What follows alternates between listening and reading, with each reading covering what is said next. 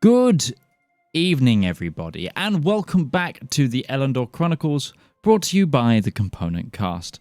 Before we get on with tonight's episode, I have a few things of housekeeping to cover. The first of which being is technology is the bane of my existence, and right now my internet speed keeps fluctuating.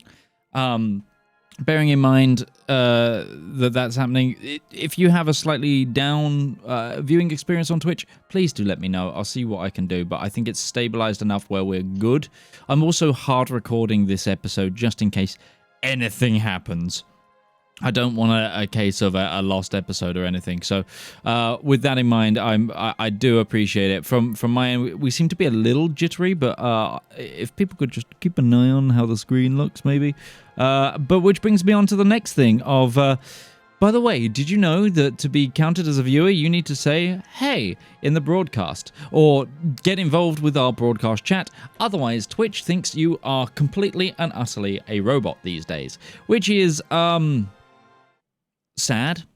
That is kind of sad that they think that. It is really sad that lurkers don't exist, but hey, we must all bend and bow down to the will of advertisers and advertiser revenue. However, we don't on this broadcast, so if you want to help us out, there are a few ways to do so. First of which is by becoming one of our lovely Twitch subs, getting involved in the Twitch chat, but best of all, you can help us by becoming a patron. Patreon gives us the biggest slice of the pie and helps us make more shows like this one.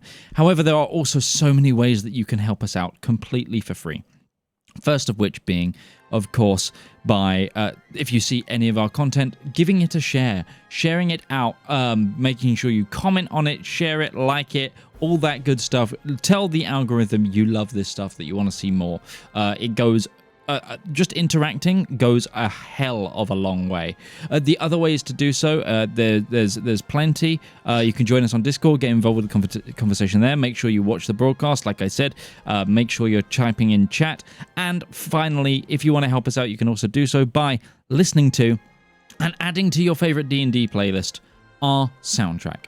The Elendor Chronicles Volume 1, which is available wherever you get music. It's completely royalty-free as well, so use it in your content creation. Use it in any of your games. We're never going to charge you for it. We just get kickbacks from people listening. Without further ado, though, we've got a massive combat to get on with, so I will quickly send us into the trailer intro and get this episode started.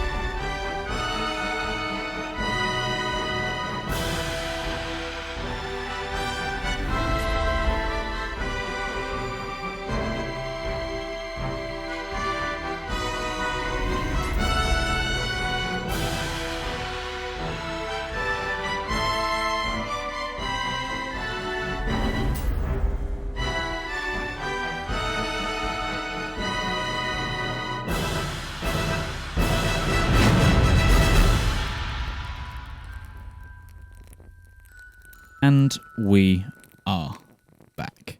So, last time on the Elendor Chronicles, we had the apex of a massive arc begin in earnest. Our brave remaining adventurers of the Skyfire Adventuring Company, Anrayne Sunderstar, Valymr Kensek, and Breton Montilier, began the final assault, a grand play and distraction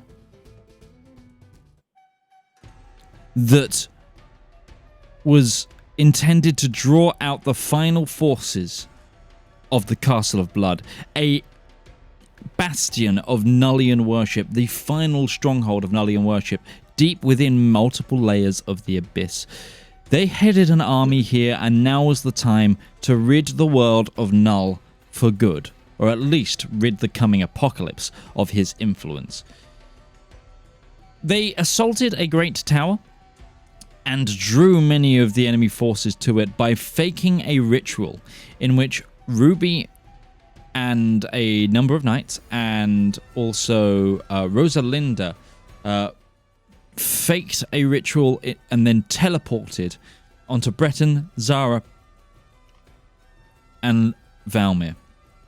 But more pressingly and importantly began the assault on the big well of blood, the Eye Keeper, a great death tyrant who had merged with what looks to be a giant gemstone, who was guarding the center of this keep. He has been putting up a pretty formidable fight. No, that's a lie. Ruby did a lot of damage in the more recent terms, but this is magically one of the most difficult fights, I would dare say, our adventurers have come up against. And now a ghost dragon has already entered the fray, and we are where in the turn order? Just started. We are at Valymr. So Valymr, good sir, it is your turn. Question. Yes. Mr. Ghost Dragon Man, did he land? No, he is about 20 foot up, I believe. 20 foot up. Okay. Make me a quick insight check. Sure thing.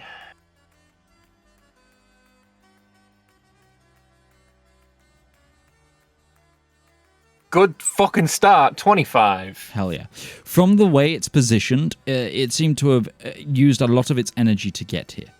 But because of the way that the shrouded ghost is positioning itself, you think it's going to go in for a dive next turn or land next turn. Like, it's positioned that it's trying to decline. Okay. I'm going to move here.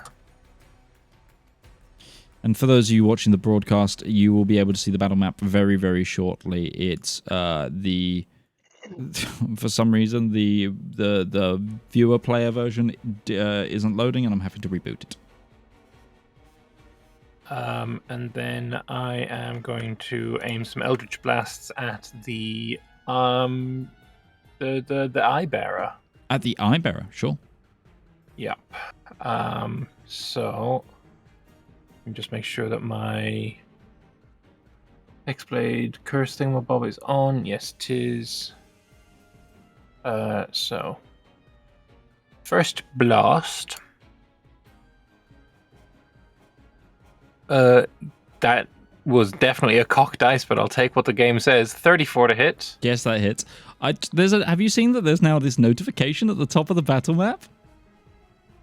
There was a notification that you hit for me. Oh, nice.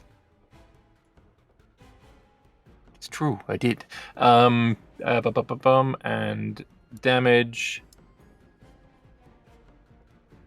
is 15. Then second Eldritch Blast. 21 is a miss. Natural 20. Roll damage. For good damage as well. 25. And then the final one. Say again, sorry? No, the Valymr has done 12 damage to the Eye Bearer. And another crit? Okay. We take those. We had a week off to think about how we were going to do this, and Valymr just decided he was going to come in rolling hot. We started out with some nice moves. I don't think there's been a roll there that was under 30 yet. Okay, every attack roll, the insight was 25. Okay, the insight was 25. So we do some damage, and look, he's a big target. To be fair, he's a real big target. He's pretty chunky, so it's hard to miss. That's the end of my turn. I mean, hell yeah, great turn. pretty happy with it.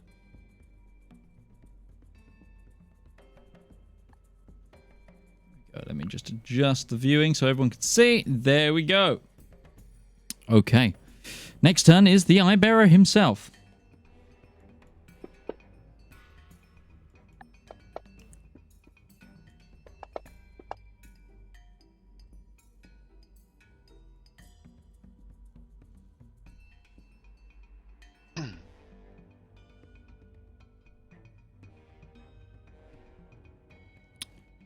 Ruby, make a dexterity saving throw. I'm above him on the bell, if that matters.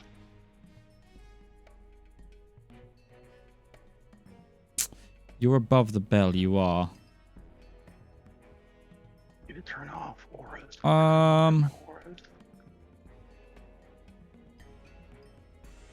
Because I interposed the bell between myself and him. Yeah, you did. I will change my target. That's totally fair. Thank you for the reminder. Sure. I mean, he can shoot at me if he wants. Valymr, no. make a dexterity saving throw. Damn it, Ruby. I mean, if he's got like that wanted ability where he can just curve his beams. That's 20. What the fuck Oh is my going on? god, Valymr! Valymr does not give a fuck. 3 nat 20s in a row. What are the chances? We didn't get a chance to earn inspiration this combat, and Valymr decided I'm just gonna roll 20s anyway. Screw you, Yeah, well, it's because bitch. it's mid-combat. You don't. Trick. Hat Hat trick. Could Isambard make a wisdom save? Is it for the stun effect? Because he's immune to those now. No, this is for a No. charm ray. And he has a can, +5. and 'cause he's can next to me. Rosalinda make a con save? You sure Wisdom's can. a Let me plus make sure. 5 for him. I'm gonna I've roll. got a +3 aura on him, so +2. Well, 18. never mind. It doesn't really matter. All right, Rosalinda's set up to do this as well. Wow. I apologize for everybody who's Valymr. looking at this angle of my face. She gets a, looks like a good roll, 25. Valymr, I'm gonna need you to not hoard all the 20s. Isambard Isn't one of your auras to prevent? I'm not charm? devotion. It would prevent frightened, not charmed. Yeah. That's a devotion aura. Neither of us are devotion, unfortunately. and Rosalinda got a 25, so she's fine. Yeah. She avoids the paralyzation ray. No, you're immune from the bells aura. He was flying up. Eye Bearer is actually going to move as well. Cool. He's gonna make a dex save. He's moving within that 20, that big old radius of her Guardian of Faith. Didn't he move out Which- of that last time? How high up did he move? Because the Guardian of Faith is 10 foot and has a 10-foot radius. He And moved was directly 20 on top foot of him. last time, so he'll be leaving it, I guess. Okay, then we'll say this is going to be the last. I guess he has to be affected by it Yep. because I think that would be fair. that's what it is. All the damage it's going to do. Roll it. Did he succeed? Nope, that was me applying it to her. Oops. That's a failure, but he has advantage on these, so we'll roll again to see if he succeeds on the second one. He does, so he will take half. Which doesn't do damage. It's 10 points of radiant damage. Okay, I will add 10 points of radiant. Because this is very awkwardly shut up and does not seem to be working properly. No, sorry, I'll add 9 points because it's already added 1 apparently. 26. Okay. He's going to move the cone. And that's his turn. Ruby, you see him like swing round like next to the bell, and like he's right in front of you with this gaping, cackling maw and this great like eye. He's lucky he's a fucking undead. It is Zara's turn. Which is you, Lambert. Yeah. I think Zara is gonna. She has that ranged attack that was doing some good work. Only does force damage, and the eye bearer seems to resist force. Also, remember. Yeah, that's what I was thinking. You know what? She's gonna fly up to him. She's gonna fly up to him, and she's gonna try and go mano-y-mano. Okay. So she has a great sword. Yep. And she's gonna whack him with it. I almost rolled a 1 there. 32 hits. Yep. And then it's 66 plus 10. Oh, for fuck's sake, this is force damage as well? Christ. Yes, her Okay. entire thing is force damage. Fair enough. Well, firstly, there's this, but she also does something else. 24 damage. And now I would like Mr. Eyebearer Man to pass a DC 15 Constitution saving throw, please. You should be able to. I would like force him to fail it. You'd like so if you hit advantage and then click that, you should be able to roll it against him.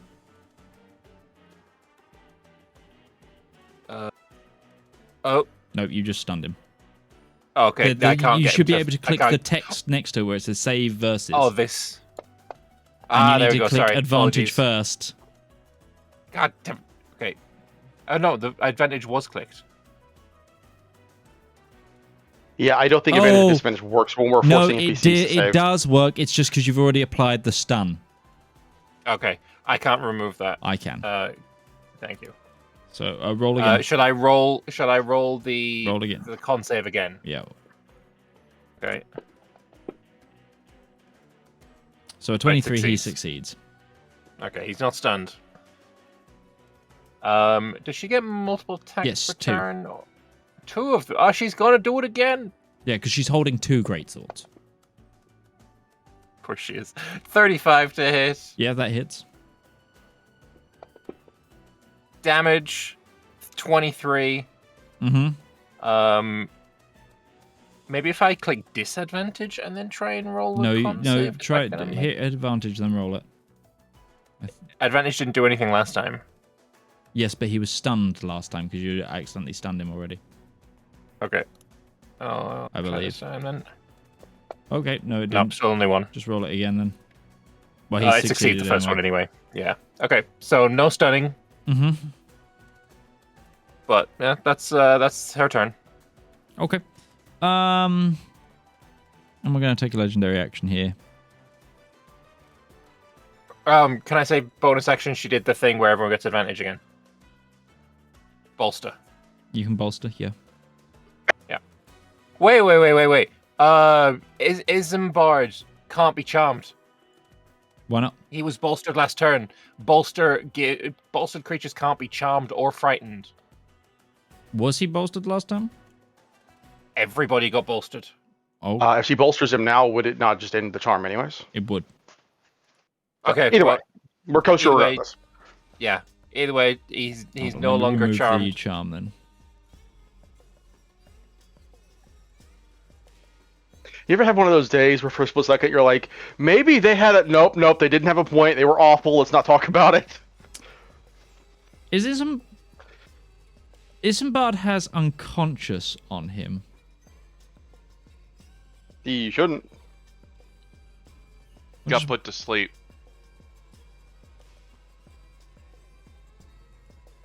Is he still asleep? No, Ruby did. No, No, Ruby did. Ruby did as well. No, Isambard did as well. They both did. I don't know if he's still asleep. I'm going to remove it for now. Because I think he's been moving. Yeah, he climbed out the pit, He was didn't he? climbing. Yeah. I'm going to take a legendary action here. 2. It's always. Let's have.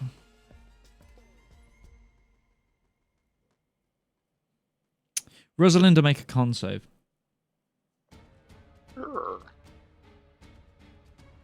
Still within 30 feet of me. Nothing changed. Con save. 11 to 19.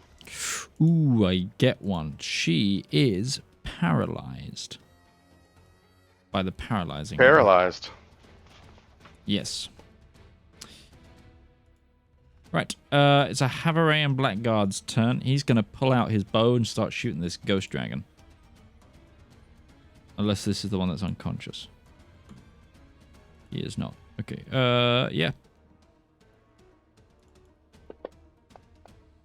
That's a natural 20. Guess I wasn't hugging them all. There's animations. Anyone else seeing this? No. I wasn't looking at this, the tokens at that moment. Let's check this here. Oh, yeah, no, I saw that. I saw a little 1 next to Ghost Dragon. Do you do 1 damage? Yeah, it did 1 damage that time. And then, like... Oh, yeah, you're firing you're firing your ranged attack. Well, look at that. That's adorable. It's not quite what Foundry has done so far, but you know they're coming, they're trying to make improvements. I think I did. Oh no, I did enough attacks. This one is also going to shoot it. Miss. Shoot her! I need to watch that again.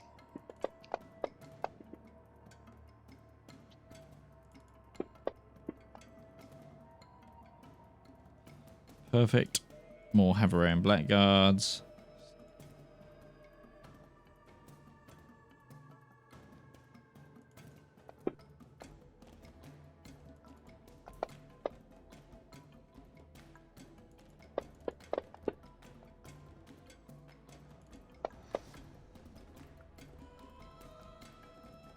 It is Rosalinda's turn. She is paralyzed. I think she just saves against it.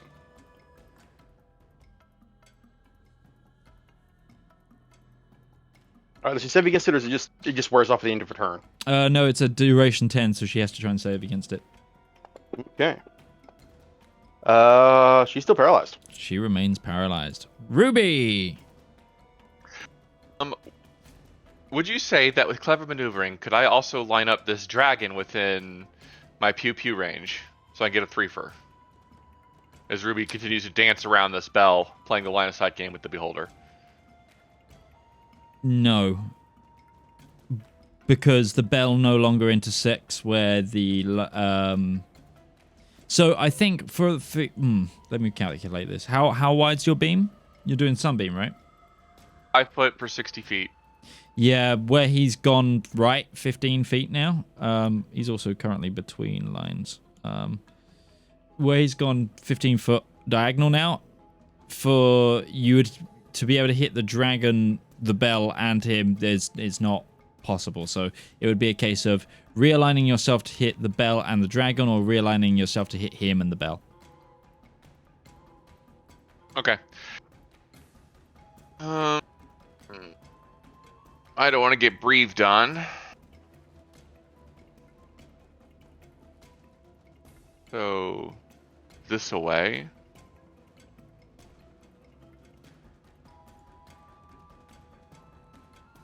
Aiming for the bell and the beholder still with Sunbeam. Yep. I've got a good line on both of them, it looks like. Just about, We're going to pew-pew as an action. Go for it.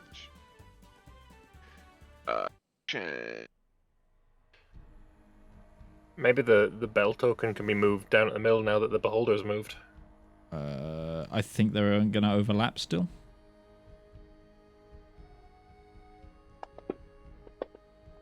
Yeah, they are. 20. Damn, dude, they both fuck. Well, your rolls are getting kind of obnoxious. I'm not gonna lie. That was without his advantage as well. He's taking half of this. Mm-hmm.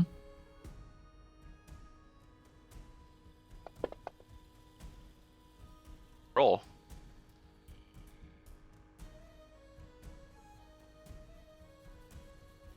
Seeing the ineffectiveness of this continuing obnoxious spell, not going anywhere because Sunbeam is not doing enough fucking damage to this thing, I'm going to drop concentration on Sunbeam.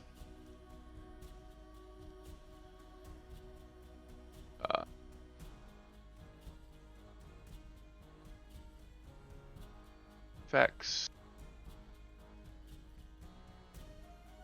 Gone. Okay. And I am going to quick cast Dark Star. And we're going to drop it on the bell and the beholder. And yourself. I'm not going to get myself with it. I'm going to aim it so I don't get myself. Okay, I don't think there's a way that you're not getting Zara. Or yourself. No, that's fine. Never mind. 30. I'm going to... Because Darkstar's huge. Misty Step. Yep.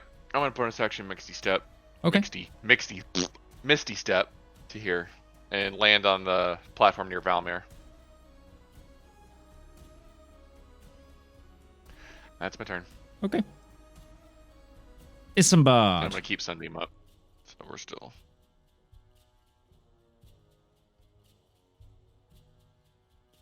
nothing's landed? Nope. Then he's going to wait for the dragon to get close enough to swing. He'll move to here and wait. Sure. Does he not have a bow? No. No, it'd be too OP to have a man who does 5 attacks have, with a greatsword also have Zara, give him your Slayer bow. Give him your Slayer bow real quick. Watch what happens to this game.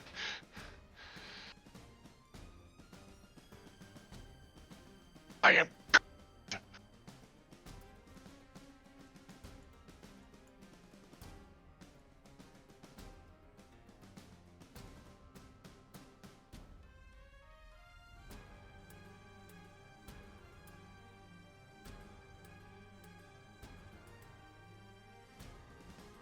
The dragon flies over the top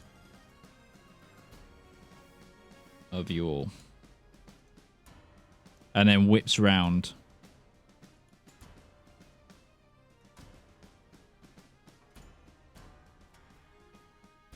I thought you said it was getting ready to land. You lied to me. It did land. Just flew a little bit first.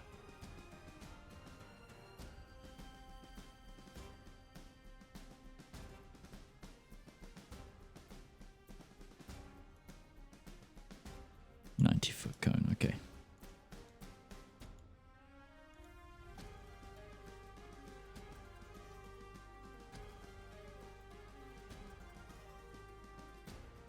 Okay.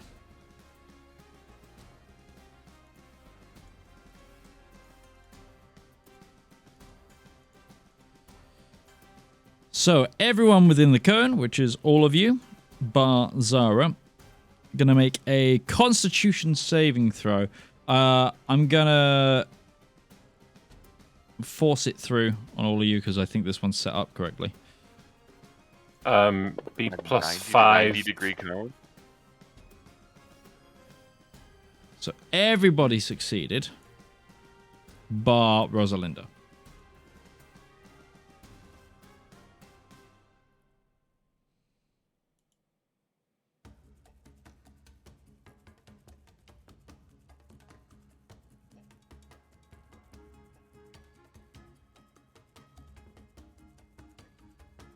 You're taking half of this damage.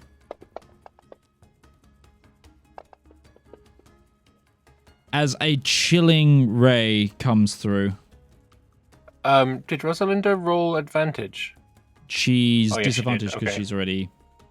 Her advantage is neutralized by the fact that she's paralyzed. She did roll advantage. She still just failed. Right. Oh, why did she roll advantage? She's paralyzed. Because stunned only affects the strength and dex saves. Of course, It's there's a super con. paralyzed. It's only strength and dex saves. Yep. Oh, I removed the wrong one. Too many pointers. We know that that one's the entire map, so let's clean this up a bit. I think Ruby didn't roll advantage, though. She succeeded Ruby is anyway. outside of 30 feet of Breton. Oh, bolster. Right. Bolster.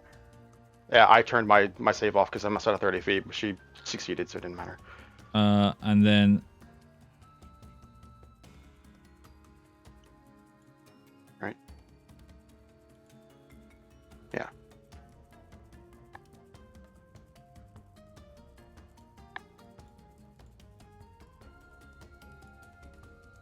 Yeah, it moves to there.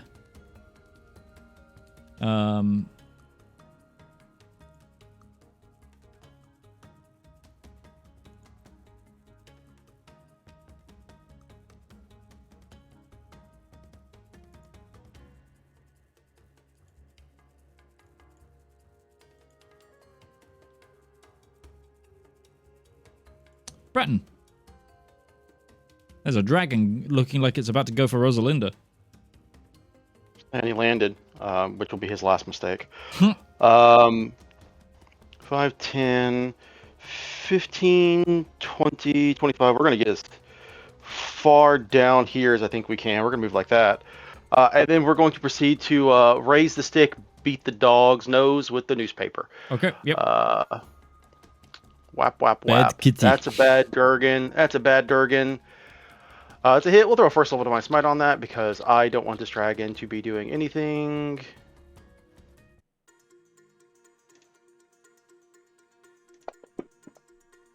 Whap. That's 38 points of damage, which it partially resisted.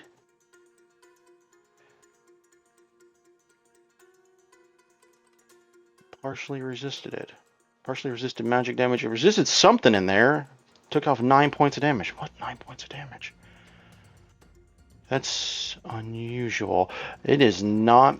It changed to a different sheet of yellow. Okay. That's fine. We'll go for swing number 2. Yep, Pop. go for it. Hit. We're going to throw a slightly higher spell slot on here now. We'll throw a second level Divine Smite.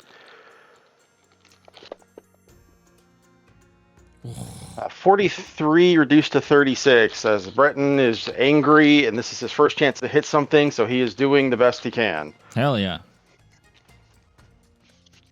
I don't have a proper bonus action, so I think Breton's just going to pass there. Okay, I'm going to take a legendary action with the Eye Bearer.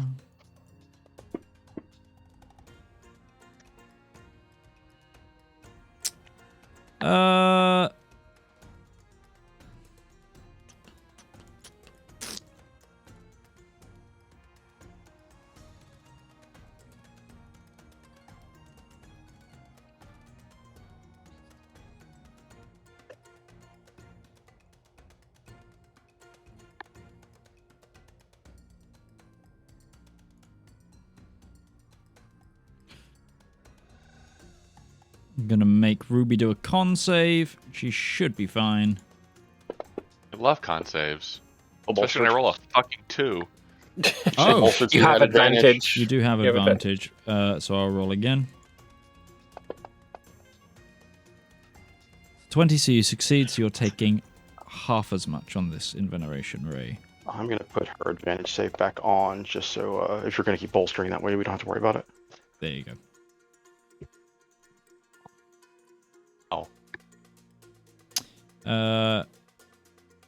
It is the Tolling Bell's turn.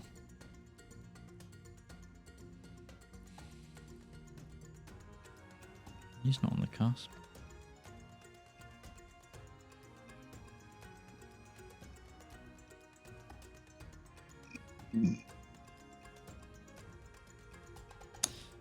Everyone bar Ruby and Isambard and one of the Havarayan Blackguards. Make a wisdom saving throw. Actually, 2 of the Havarayan Blackguards now, I think.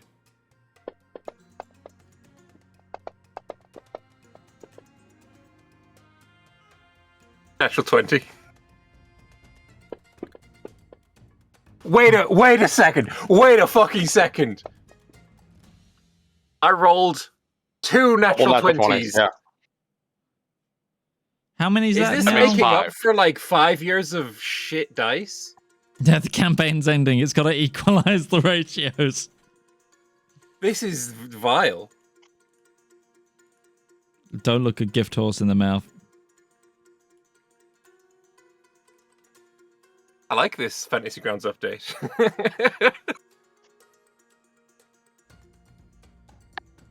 Something in the code. The code. The code. Havarans make it. Nobody failed, did they? Did Zara go? We don't see the Havarians. Oh, Zara, sorry, apologies. You said this was a wisdom save. Mhm.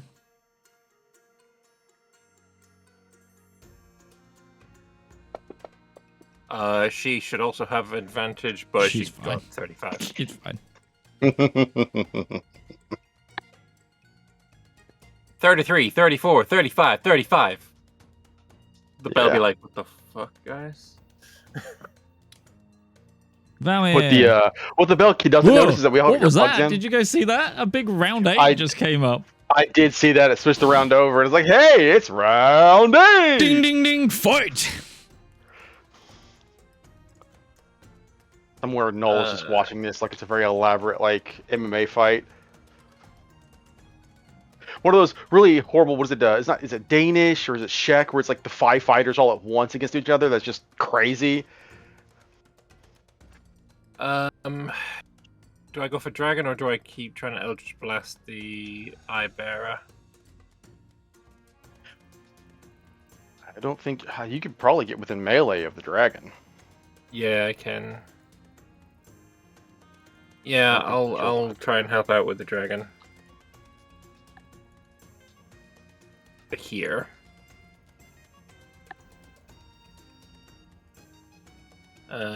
Midge, can you move me? Thank you very much. Sorry, and we're going to aim. Tabs open. No problem. We're going to start swiping at wagon. And we'll start off with Glaive. A hit. And I'm going to put in a question, because I can't remember if this is a thing I can do or not. Eldritch Smite that I got from being a warlock, can I use paladin spell slots to do Eldritch Smite? Or did that have to only be my pact magic? That depends on what the wording on Eldritch Smite says. I will pop that Does it in. say warlock spell slots? It says warlock spell slots. So you have to use a warlock slot. Oh, okay. Well, then I won't Eldritch Smite it. I will just Divine Smite it.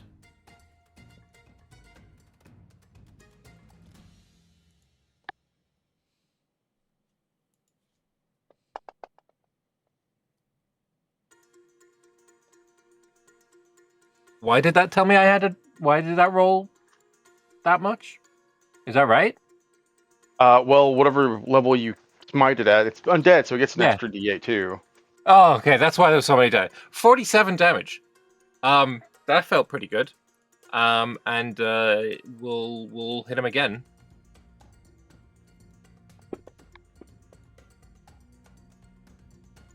And another hit. I'm rolling low, but we'll happily take it. And now I'm going to do the same thing again. Another Divine Smite. And more damage. For another 37.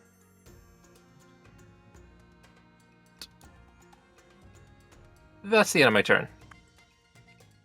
Okay.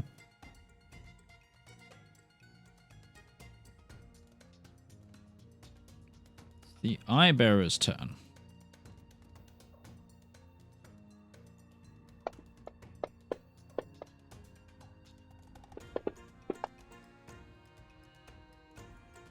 Oh my god. Okay.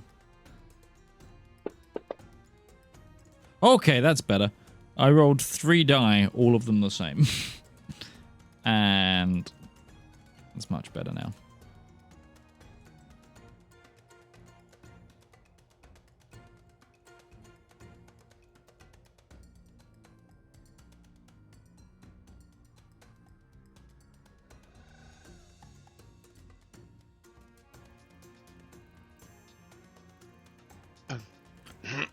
Um,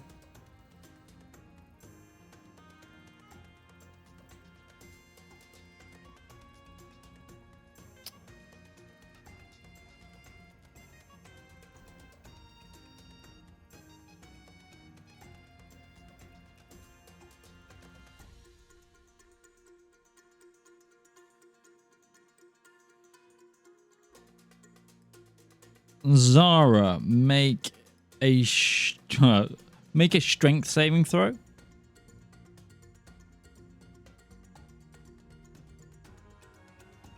Strength saving throw. She should be Okay. fine. I would hope so. Me too.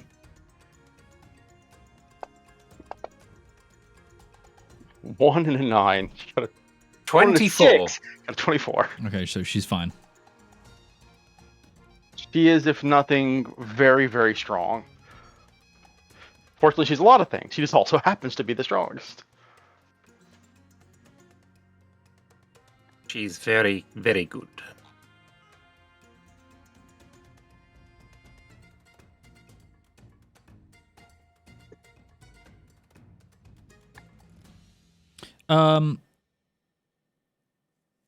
Rosalinda, make a dexterity saving throw. She's still paralyzed. She fails. She auto fails. Yeah.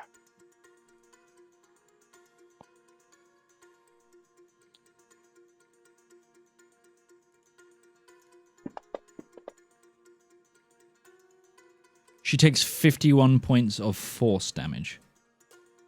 Ow. And Breton, make a dexterity save. Sure.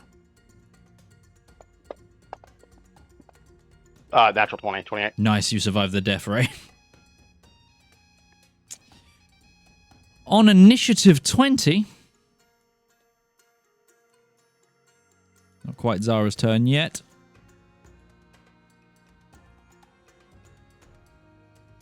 Someone roll me a d10, please.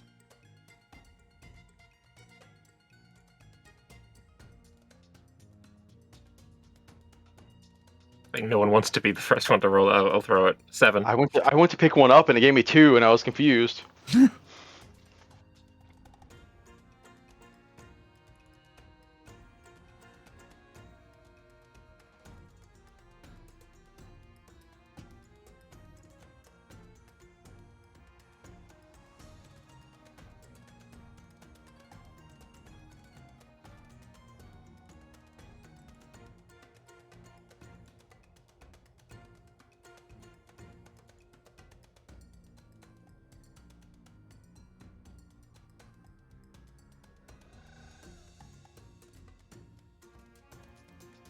Let me get these in.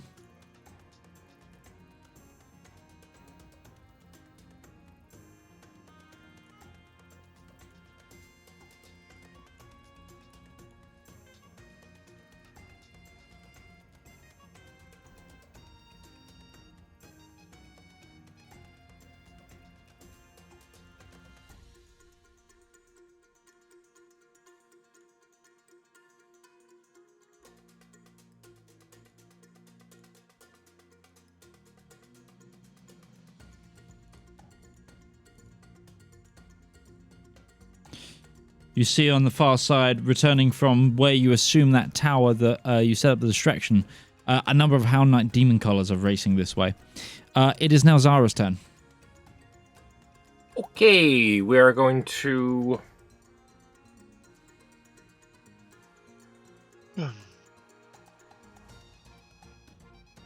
So, question. Either I could continue trying to stun the Eye Bearer, or I could lift the paralyze on Rosalinda.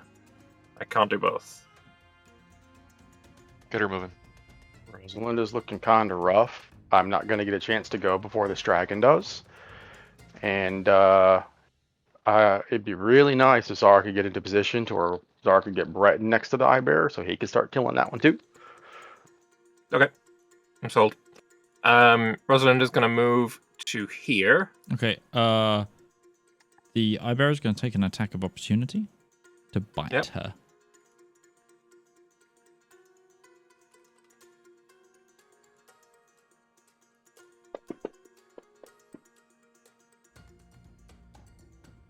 Just a cheeky little chomp.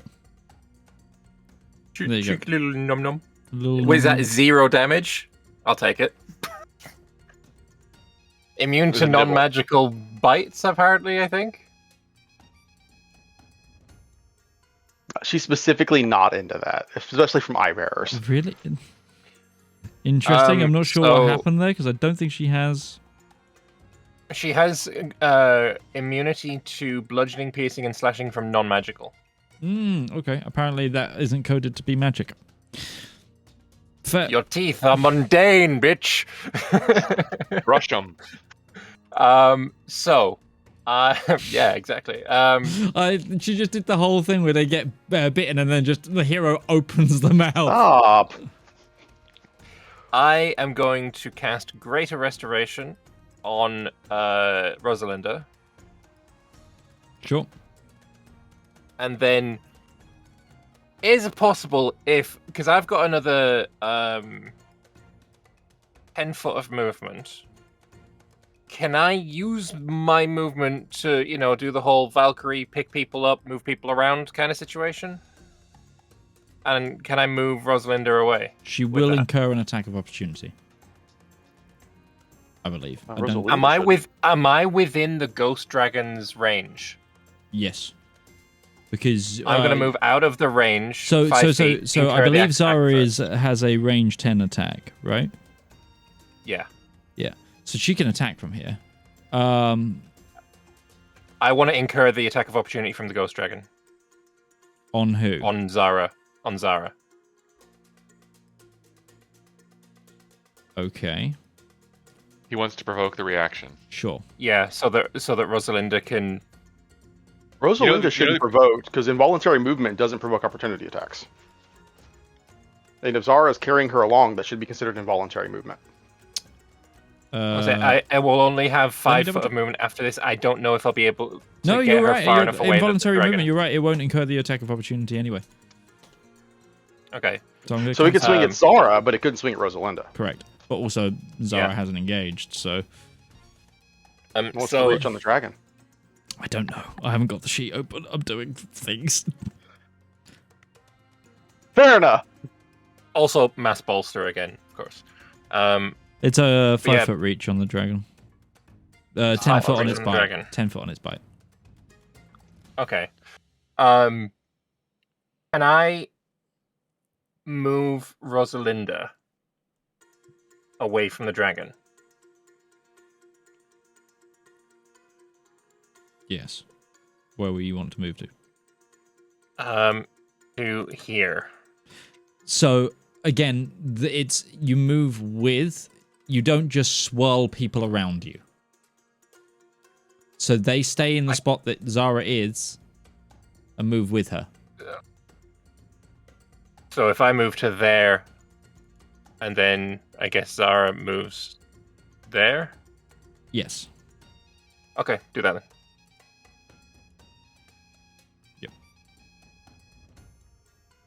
And then mass bolster. Okay. Zara's turn before the dragon. She'll be able to run elsewhere.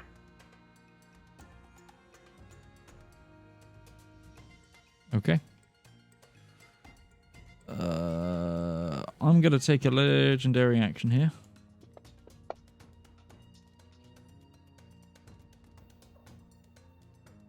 Ooh.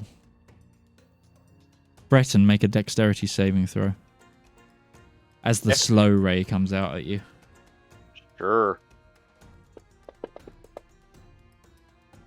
21. Oh, just. Nice.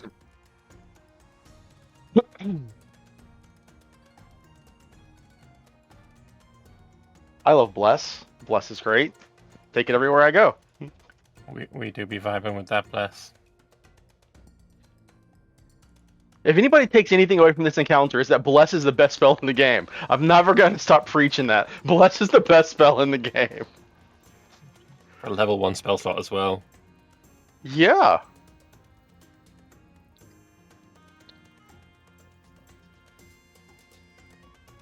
I wish Bane was just as good. Have a rain, Blackguard. Bane's actually not bad. Bane's actually a pretty good spell too. It's just awkward that it's the same. Move to there and pull out his glaive.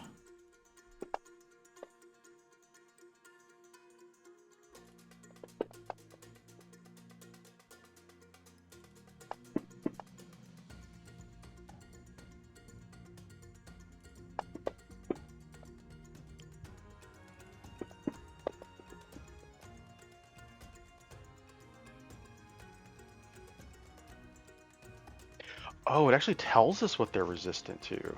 Okay, or immune to in this case.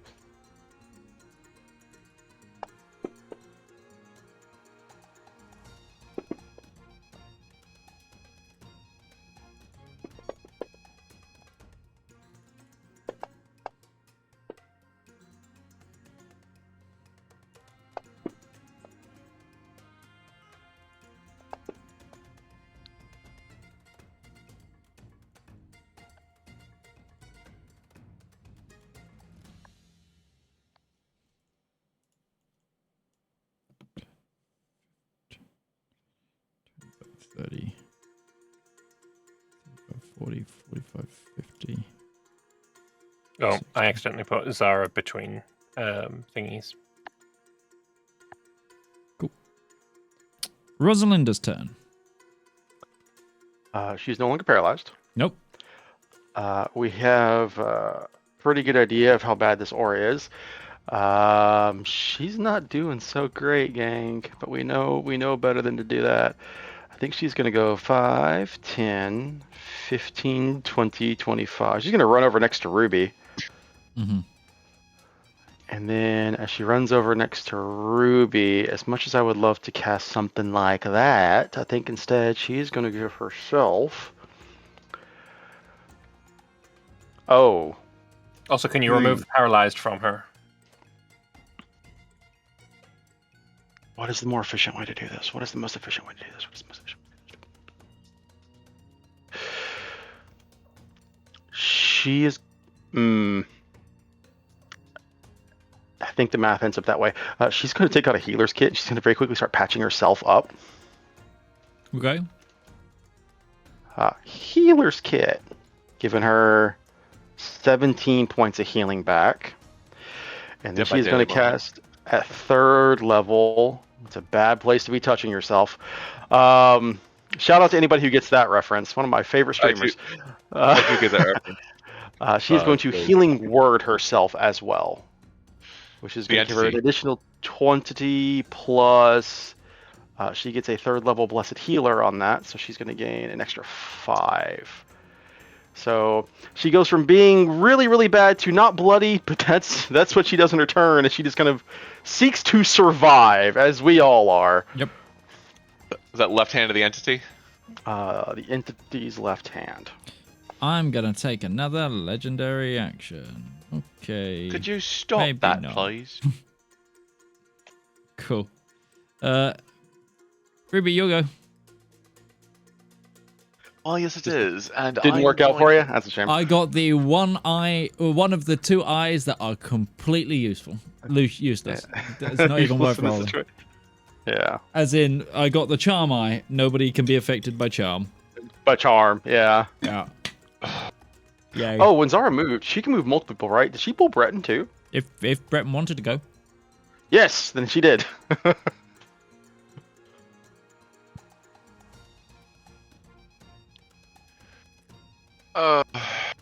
Sunbeam is not doing me anything, and I'm really starting to get frustrated with it. You already dropped it. I think she changed her mind when she realized Darkstar wouldn't work. Okay, fair enough. It's still doing me no favors. It's done some damage to the Beholder.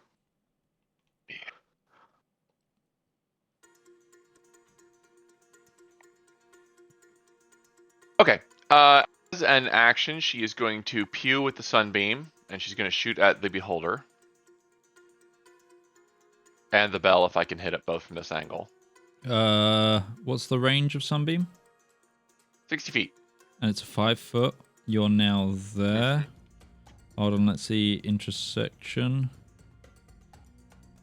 I have to move to here. What are these random circles? Do we need these? These other... That's the Guardian of Faith.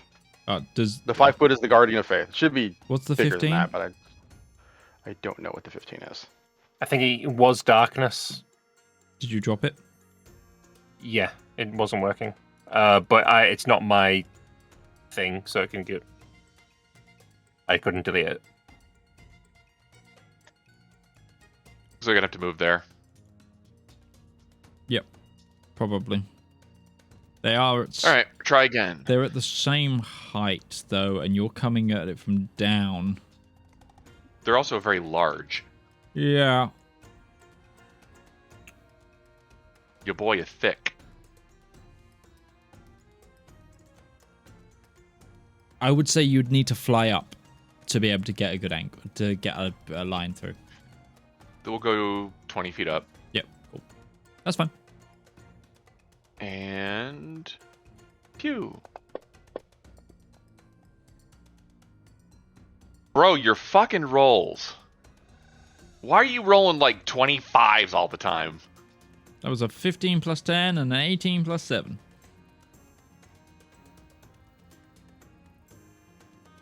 I mean, to be fair, we're also rolling like, I got 30s? a 14. That's a 32. That's a 32. Like, we're also pretty beefy. Saving throws are rough. Saving throws are a...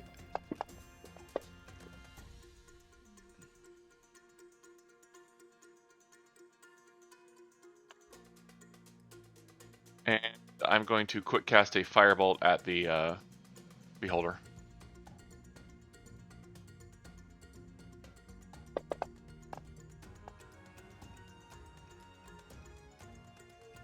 Six. Take that, you Damn. bastard. 32. And then move. You ever 10 have your feet. cantrip just outperform a 6th level spell? That's late game caster things right there. Move back that direction. Okay. I'm going to take a legendary action here. Yay!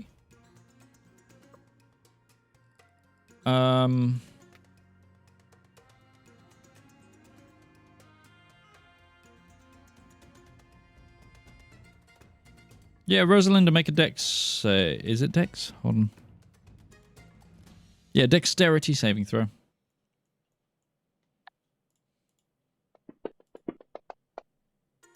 About 20. Oh, just. Bless is the best. Oh yeah.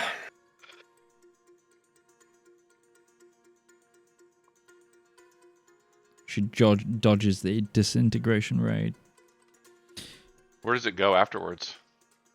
It just carves a line into the floor. Alright, Isambard's gonna do the yeehaw! Finish off a dragon. Something he can hit. Isambard, where's your character sheet, buddy? I don't see your character sheet. Double click? No, doesn't bring it up. I don't see his character sheet.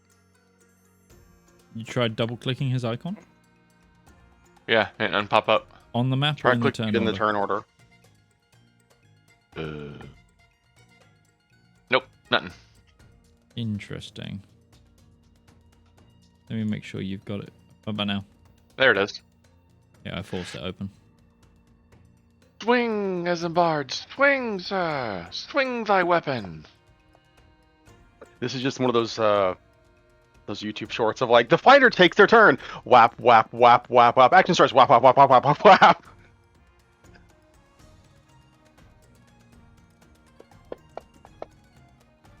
Natural 20. Hell yeah. There you go.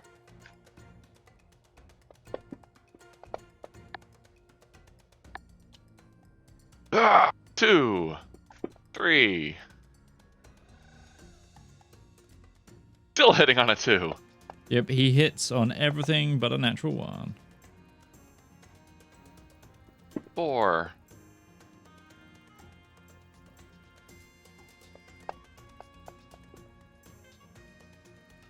Rolling like ass though. Now the natural 20. Oh my gosh.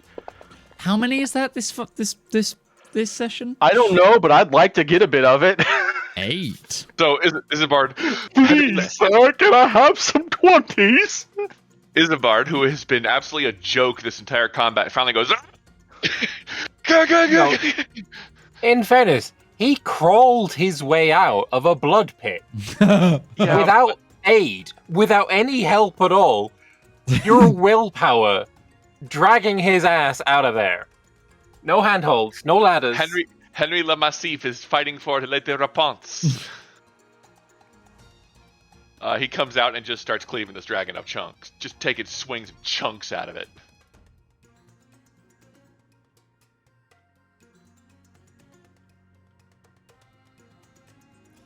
As before, you see it's like the soul of the dragon as the ghost gets beaten to hell with standard weapons. You see the ghostly outline gets sucked towards the bell.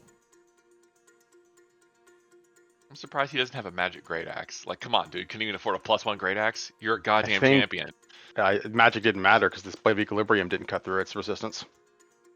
Hmm. And that's the blade of fucking equilibrium. Like, if anything bypasses resistance, I would hope it is the blade of all blades. Is it anything else from Missing Bud? 5 more feet of movement in the general direction of the villains, so he's got 5 feet left. So, Okay. Breton. Breton is going to, because I have all the time in the world now, we're going to run around our great big friendly lady here, just to here. And we're going to see how this works, but I think it should. He's going to run over to here, and he's going to give 30 points of lay on hands to Rosalinda, who I hope is not affected by the icon, because she's outside of it. Oh, God.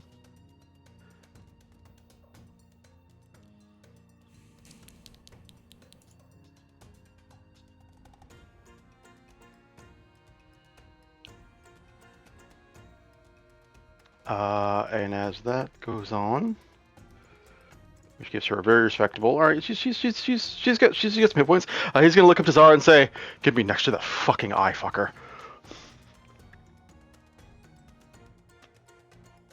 That's Breton's turn. As you wish, biggest of the smaller people. biggest of the smalls. Biggie Smalls.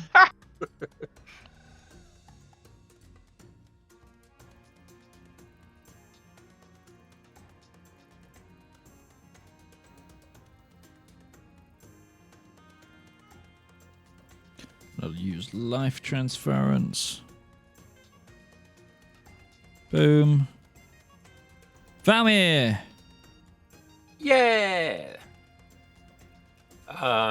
Gonna go about here-ish.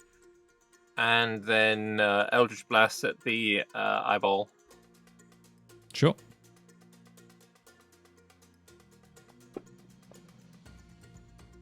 A hit. And some damage.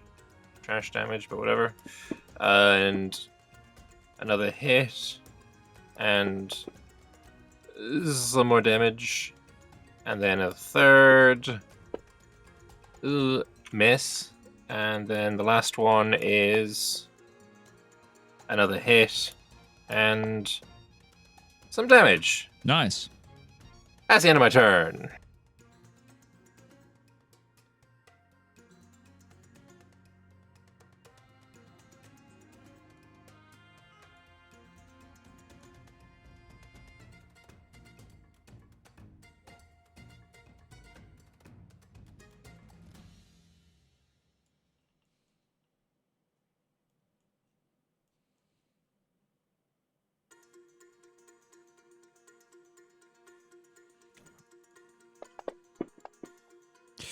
Ooh. Yeah. Oh. Okay. Let's start. Somebody's gonna have a spicy turn. So that one doesn't do anything. 5. Valymr, make a con save, please. Okie dokie.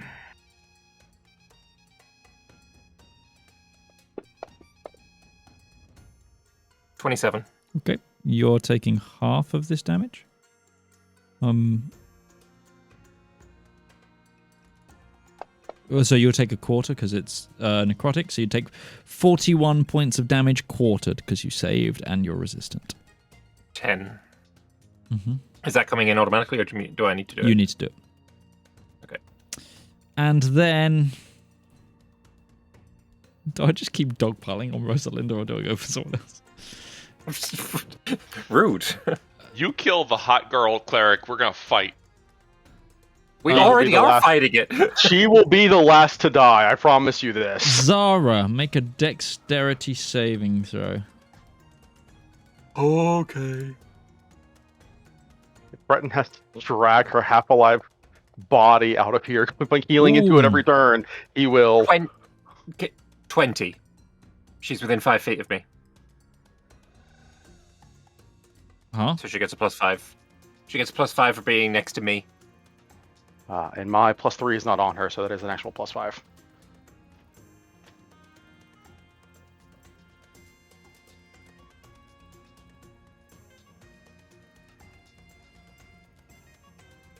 Oh, you didn't already put it on her.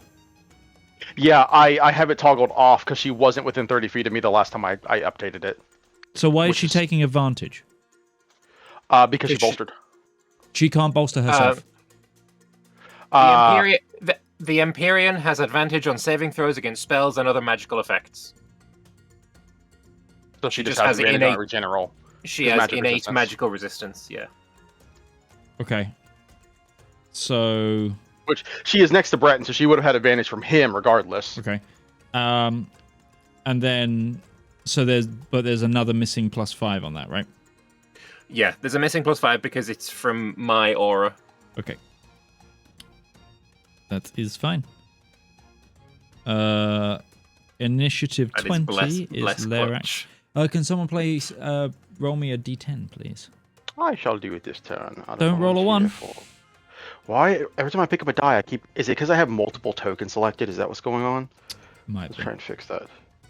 I'm picking up the D100. Duh. Ignore the 81. That's a 9. Which is 8 and a 1 put together. So you know what? It all works out. Look, fate. Also, I'm going to blame Rosalinda for this because that's who I had selected. SMH Rosalind, you're going to be the first to die. Second, because you're the last one. She will outlive us all.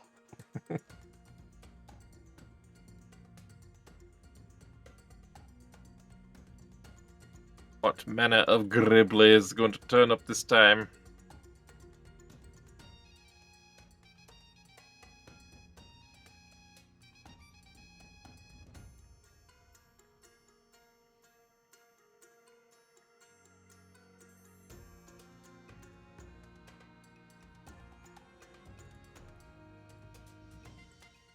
Uh,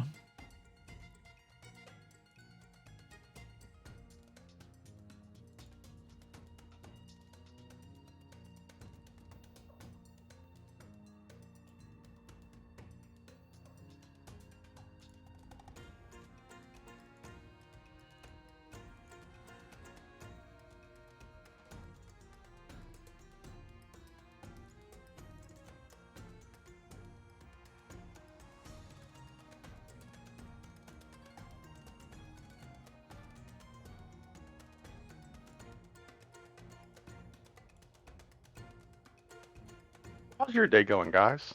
You guys having a good day? It's currently 4:30 in the morning. I mean, that is technically... Actually, I had somebody having that discussion a while back, and they couldn't figure out, like... So what is 4:30 in the morning? Is it morning? Is it pre-morning? Is that still night? It's morning. Sorry. Usually for me, it's about 1 o'clock, and 1 o'clock is when it goes from evening to morning for me. Midnight technically, but Zara. that's when things wind down. Zara is scooping. Yeah. okay. Who is she And scooping? she is scooping. Does Isambard want to come? He's not in range, That's 5 feet. Okay. so you'd have to maneuver to get him. Basically, is what I'm saying. It's Okay. any of the tiles around her, basically. When I get to here, then I scoop him. And then I'll go to here total. So then Valymr goes to there, and Isambard will be in that corner. Yeah, and then Breton also in a corner. Before And we then- finalize this, can we move within her aura, or are we stuck there?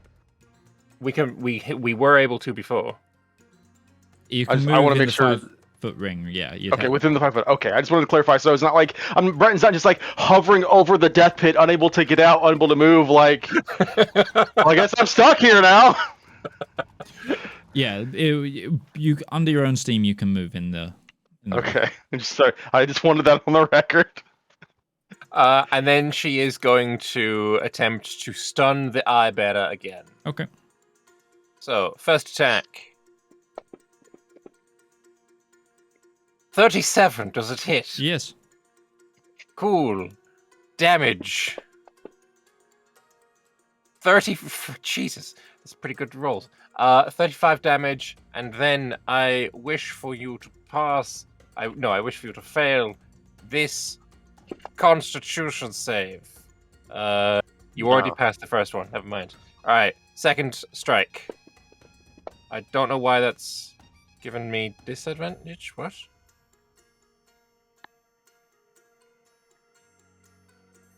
I don't know why that gave me disadvantage, but I hit with both of them anyway. Let's just say I rolled the 17. And then damage. Christ, that was another 20 in there? That didn't crit Yeah. because it was a disadvantage for some reason. Well, I think I might have accidentally clicked something when I was moving dice. the 17 was the first die anyway. Yeah. And then con save. Does it pass? It fails. It rolls at Does it advantage, remember? pass? Yeah. The second time. Does it pass or fail? You are stunned.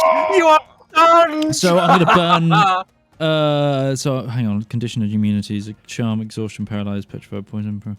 I'm going to burn a legendary resistance. Motherfucker. First time. You I've know had what? to. Fine. Hey, this bitch. Fine. You know what? That's fine. I accept this outcome. Mm-hmm.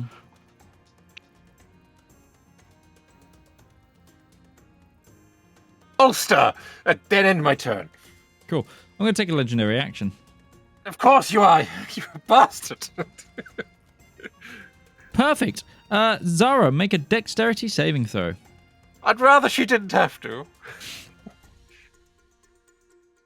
I'm going to put all the buffs on properly. You said dex. Yeah. She's got +3, so this is just click +2 for her buff here, because she's already got my +3. Okay. You said dex, right? Mm-hmm. Okie dokie. A natural 20! Natural 20! Bloody good job, because she dropped that 1.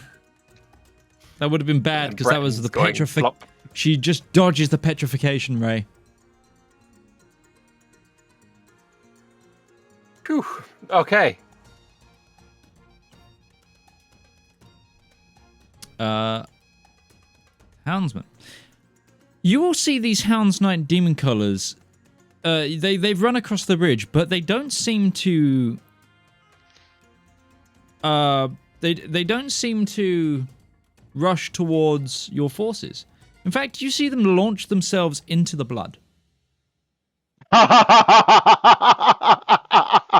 Great. Oh no, I love that. That makes me super happy. Wait, what? I'll give you They're just one guess going- what they're doing. Damage exceeded by how much health they got. I'm so confused. Why are they jumping into the blood pool? Sacrifice. It's a sacrifice pit.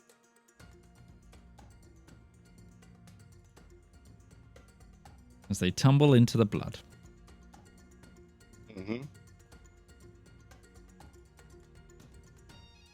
How's that bell looking, Midge? Right now, it looks fine.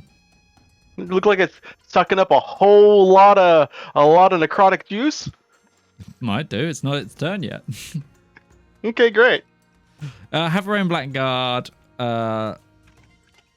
One was going to move over. He now sees that there's some whites to the north. Oh, there are guys up there now. Fair enough.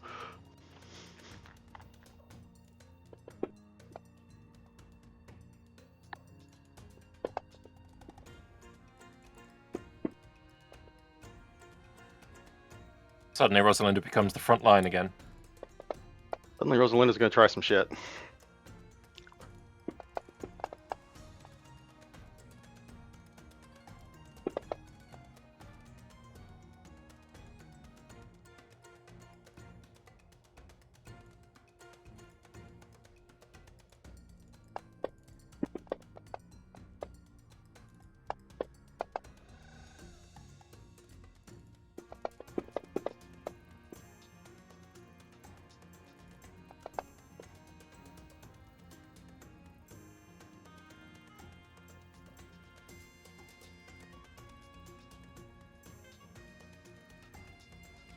Anrayne, who was running to engage the demon colors, looks and is like, fuck. 15, 20, 25, 30, 35, 40. Rosalinda. Rosalinda's going to do the thing that all clerics are super well known for. She's going to make her way to here, closer to these guys. She's going to raise up her holy symbol. She's going to turn undead. Oh, nice. I don't know if there's any feature on her sheet to allow her to do that. But I can tell you... Yeah, I don't have a saving throw on here to do that. I can tell you any undead within 30 feet of her has to make a wisdom save against a DC... her spell save DC is +2 because of the Amulet of the Devout. So 9 plus 11. So her DC is 19.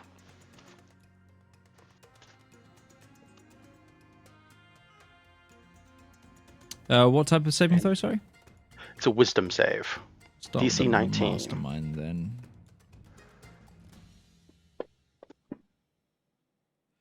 The Mastermind saves. If they are CR2 or lower and they fail, they are destroyed automatically. They're all above CR2. That's fair.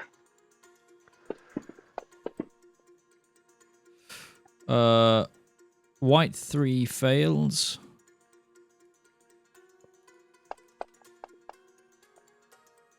White 2 fails. Nice.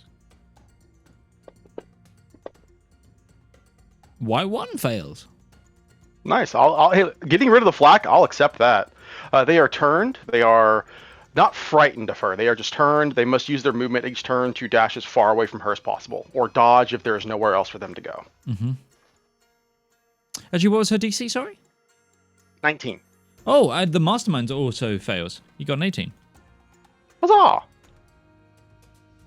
Perfect. I'm going to take a legendary action. Sure. 5. That's the I don't think I had a bonus action for her ray. anyway. So Valymr, make a Constitution saving throw, bud. Okay.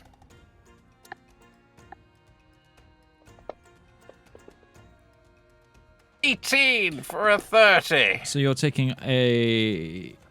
Oh, sorry. That was... Why did that hit Zara? That shouldn't have hit Zara. I'll adjust her HP in a moment. Here. Yeah. Valymr, you take a quarter of 32. 16, 8.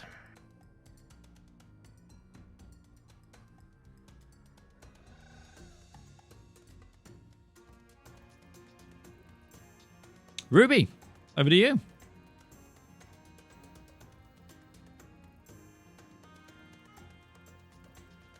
I hate this fucking thing. God damn it, stop resisting my sunbeams, you asshole. Kill the bell! Huh? Kill the bell!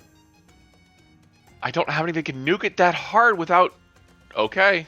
Your Nuking the bell. firebolt hit for 30. Like, how hard could it be to hit the bell? Yeah, fair. She's targeting the bell. Firebolt, firebolt. Pew pew. Okay. Actually, can I get both of them with a fireball without hitting the party? Or are they all on top of the beholder? There... You might be able to angle one. Range is 150 feet on fireball. I think you can... Yeah, I think you could. That's a small enough ball you could finagle. Well, then we're going to be firing off... Like, even just that is... There Yeah. you go. Yep. Okay, so Spiritual we're weapon. gonna do Oh, two. I forgot you had a spiritual weapon. Damn it. That's on me. We're going to do 2. One's going to be an item, one's going to be the spell. Okay. Dodge this.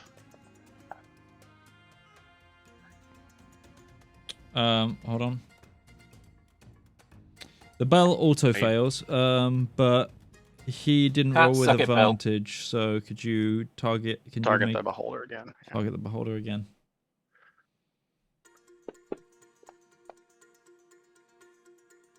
He still fails.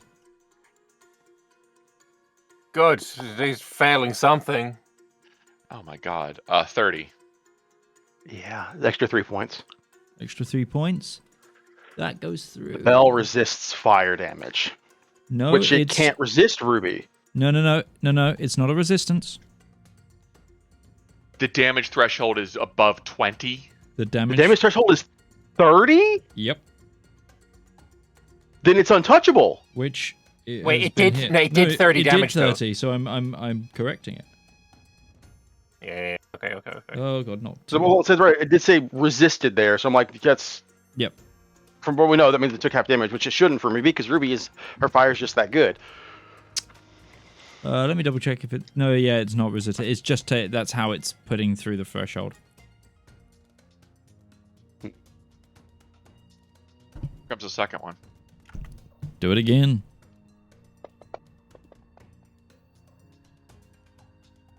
Ibarra succeeds. Bell auto fails.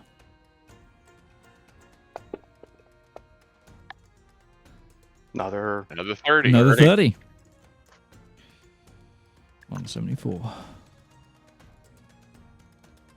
I can't believe my rolls are that fucking dog shit today. Alright. Alright, it's my turn. Okay. Isambard.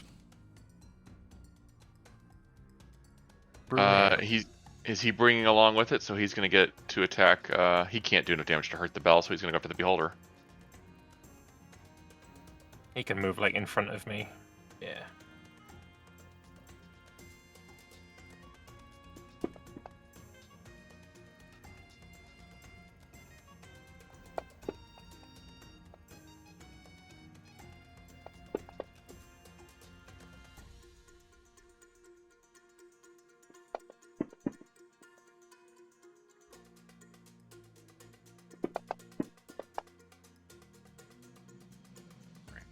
Jesus Christ, dude.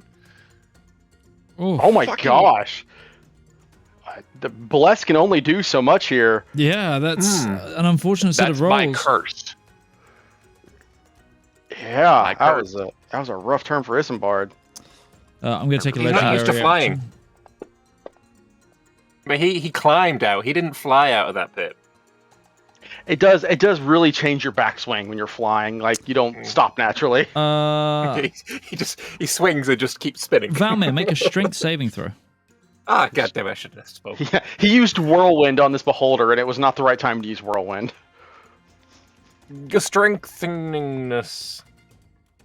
24. You save. Okay. Breton. I'm sorry, gang. I got to drop bless. What do you?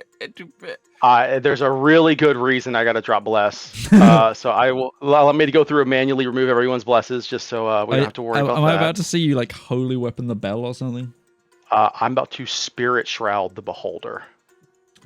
All that. So yeah, as he's doing it, he is going to cast at 5th level Spirit Shroud on himself. So I'm going through to remove all the blesses on everyone, including me, because I lose bless as well. I have no idea what Spirit Shroud does. Spirit Shroud's a great little spell that's going to increase my damage by 2d8, but also do other things that might be important for us right here. Spirit Shroud. It is a 3rd level spell. Wait.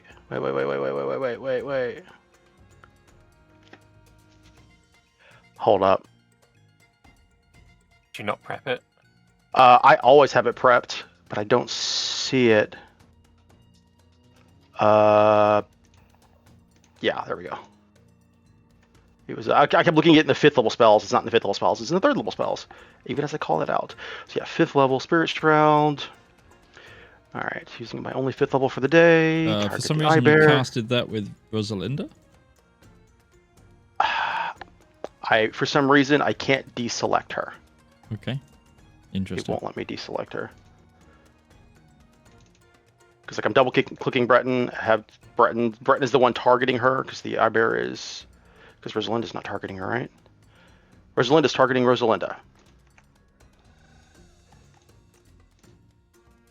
Yeah, it's one of the weird things of targeting multiple people. Let's make sure I don't accidentally attack Rosalinda. Anyways, Blade of Equilibrium at the Ibear. 15. I'll take a hit. We're going to throw a 3rd level Divine Smite on this too. Hell yeah, do it.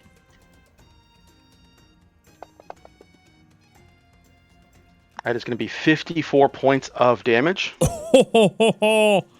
hit. The vibes are real. Second swing at it. Well, you could end it here. I would have cried in joy if I actually managed to get my crit right about now. We're going to throw a second, third level Divine Smite on this because I got the spell slots to go. Throwing another 43 points of damage to it. Breton, how would you like to do this? After finally getting a chance to get within range of this, I think as he swings around Zara, as this thing just opens its mouth, he's just going to plunge directly into the middle of its eye and basically fly inside of this thing, and then cleave it in half from within. Okay, so you're going to go, try and go through the mouth or the gemstone He's basically going eye? to go through the eye hole, yes. So there's no hole in this one, it's just got a gemstone there. Then I'm going to say he's going to plunge the blade look over him into the center of the eye, Nice. and then as he draws the blade back, he's just going to fling it off towards the stairs, not towards the blood pool. Okay. Okay. Your blood will not enter this pool. You know what? Give me an athletics for that, because... You know what, Midge? Happily. I will happily give you an athletics for this. It's a hefty bit of I rolled a cellulite. 4 for a 20. Okay. You see it dum, dum, dum, dum, dum, throw towards the way you came in. I'm going to put a marker on the map for this. Oh, beholder corpse. Beholder eye. As the rest of the corpse tumbles into the blood below. Alright. That is my 2 attacks. That is my turn. I don't think I can hurt the spell properly. I really don't. But Breton's not going to be afraid. Breton's going to hover right next to the spell, holding his blade up like a baseball bat. Yep. Do you still have another attack, or? No, that was my second attack. Oh, fair. Fair. Deathlock Mastermind. You are turned. There is no save for this at the end of their turn, by the way. It just lasts for a minute or until they take damage. Yep. Which Rosalinda will call out specifically, let them flee. He's going to take the dodge action because he's blocked up against a wall here. Sure. Hang on. Is he allowed to use a spell to run away? The way wording is that they have to take their action to dash. Okay. But if you want to argue that is just they have the higher function to think I'm going to get as far away from this as possible, I won't argue against you. You Mitch. see this one open a dimension door and fuck off. That's that's fine. I like the idea that he dimension doors away, and then when he arrives, he's like, okay, and determined to start sprinting down the hallway. Hey, that's it. It's the bell's turn. Oh, where's your friend gone? Oh. Well, you see the blood below the bell begin to boil. My blood boils. As from He's angry. whilst you are in a zone that is unmisted compared to the rest of the castle, you all hear it. You all hear it around you.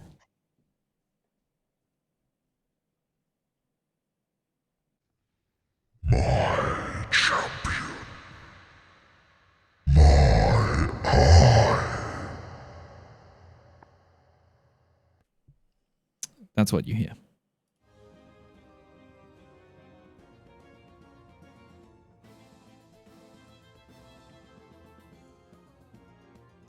Valymr, your turn.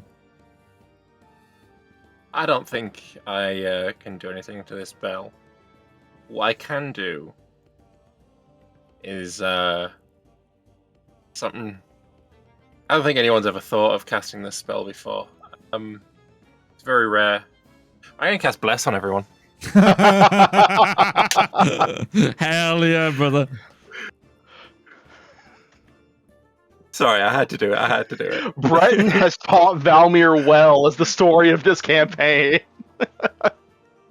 The buddy cop is coming full circle. What's the range on Bless? It is 30 feet. Okay. At second level, you could get Isambard yourself, Zara, and Breton. What if I move here? Then you can get then anyone it's that's in 30. these. Yeah. Then Rosalinda's getting it as well. But what? You would need to cast that at first level is 3 people, and it's 1 extra for each level above that. Yeah. Oh, So okay, okay. So to hit 6 people, you would need it to be 5th level. 4th level. For 5th. I can't remember. Okay, I Oh, can we do can a work this out. third. 3. I did it. No, I did it for earlier. It's 4th level because it's 3 Yeah, for 1st 4th. level, and then 2nd, 3rd, and 4th are an extra 1 Yep. person. So that's 6 people. Okay, so it's I can do 5 people total. Right, so it's going to be myself, Zara, Ruby, Breton. That's 4. Then 5th is going to be Rosalinda. Okay. Right, do I do Rosalinda or Isambard? Yeah, I'm going to do Rosalinda. I'll tell you now. Rosalinda's next turn is probably going to be blessing herself and the other Havarayans. Okay, then it's Isambard.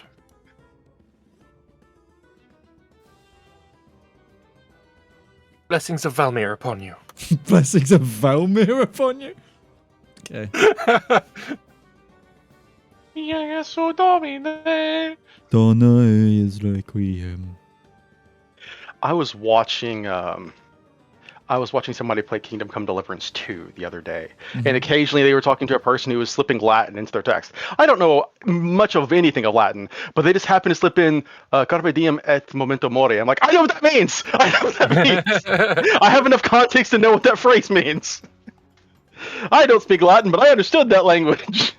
Dead language, except for the parts that are cool sounding. That was the motto of my primary school. So that one I've known Carpe diem, memento long before mori? I knew. Yeah, It's that memento I've mori. known that one since before I knew Latin was even a language. No kidding. I don't think my school had one. I don't think any of my schools had mottos either. Oh, really? Yeah. I mean, Well, not Latin ones, anyway. British schools do things a little different.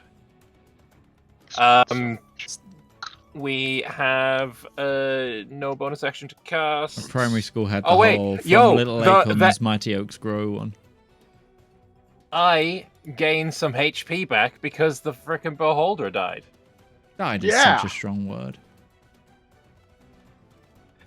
How We'll much see. money- how much do you get back? I will say this, Midge, just as a Oh, note, we get- because I damaged the Beholder with Spirit Shroud, it cannot regain hit points. Mm-hmm. Oh, I'm aware. Just throwing that out there. I'm very much aware. Oh, There's a reason I use Spirit Shroud to do that. Hell yeah, yeah. No, Okay. that's great. that is the end of my turn.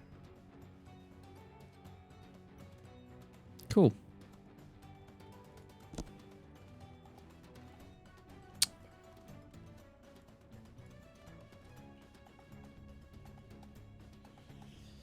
Havarayne Blackguard's gonna get an attack of opportunity. Which one's this? 3. Rosalind did call out, let them flee.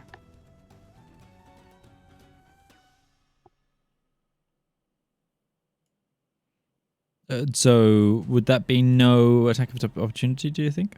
Because if they take damage, then they are no longer turned. So Rosalind okay. would call out, let them flee. Fair. Because that's a far more efficient way to eliminate them, because they got to run for a full minute.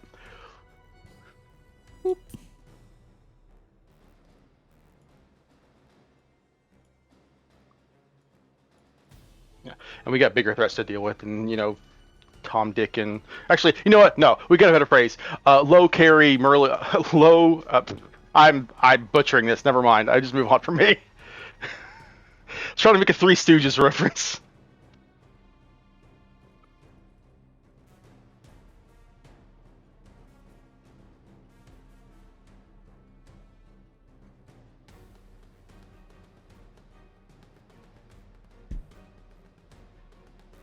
Okay. I'm trying to find a certain image.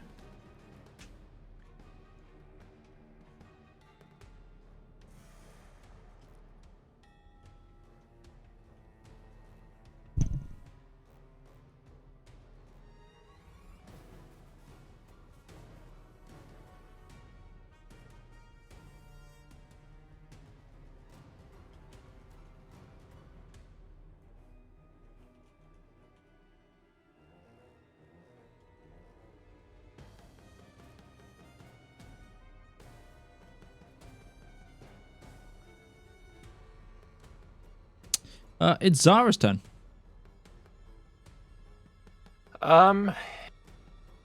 Destroy the Put the bell! Destroy the bell! Yeah, no, she's going to the bell, but I'm wondering, does she drop off people first?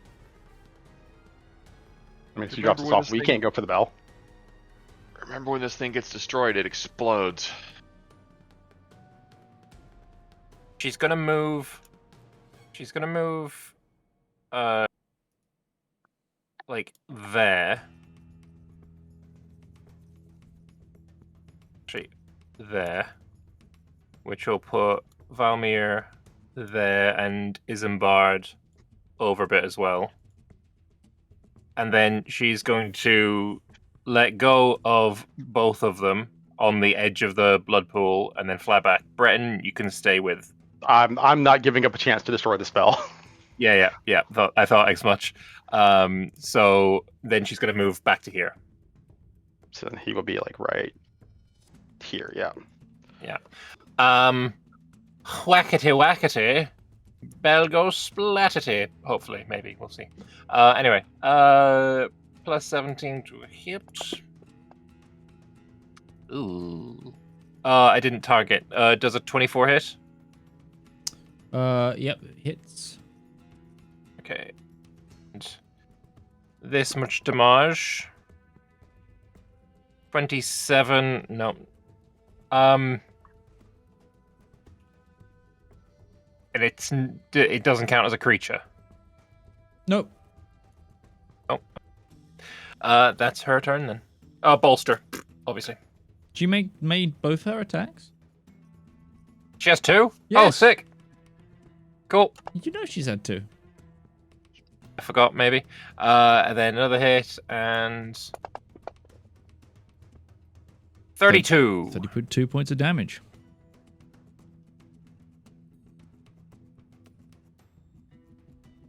Yeah. And that is the end of her turn. Okay. I can remove those guys all from the turn order. It seems damage deductible was 30. I don't think Breton could even hurt it. Do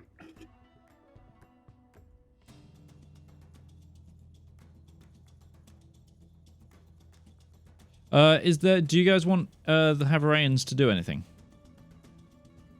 I think ready for if another round of interlopers gets involved in the fight. Sure, they're gonna ready up. Mostly, I think, towards the stairs on the left. That's where I feel like they're... Like, if they're going to get more reinforcements, that's where they're going to come from. If we could have, like, a blockade at the top of the stairs. Like, I know they can't make it there in one turn, but... something like that. Just to stop anyone else yeeting themselves into the abyss. It's Rosalinda's turn. Second level bless, we're going to bing, bing, bing. Give everybody who didn't get blessed before, bless now. Nice. And that is her second level. Let's make sure we mark off that second level. Give the bell a whack with a spiritual weapon. Because it's there. And she can. Spiritual Make it weapon go down. can't do enough damage to hurt it. I don't think so either, but you know, I haven't used it the past 2 rounds. I'm gonna use it now. Wow. Yeah, that's fair. Okay. She's gonna step. Sorry, I need to. Don't rotate her. Sorry, let me move my map a little bit because she's behind a whole bunch of stuff. I think she's gonna make her way closer to like. That's weird. Like to here, staying kind of close, but she doesn't. I think she wants to put a little bit of distance between her and that big old pit. Okay. 2 seconds. I will process that in a moment. I just need to send myself an image. We're at 2:00. Why don't we take a break? We can absolutely take our break. So I will move Rosalinda before I forget. And yeah, we'll take our midpoint break here.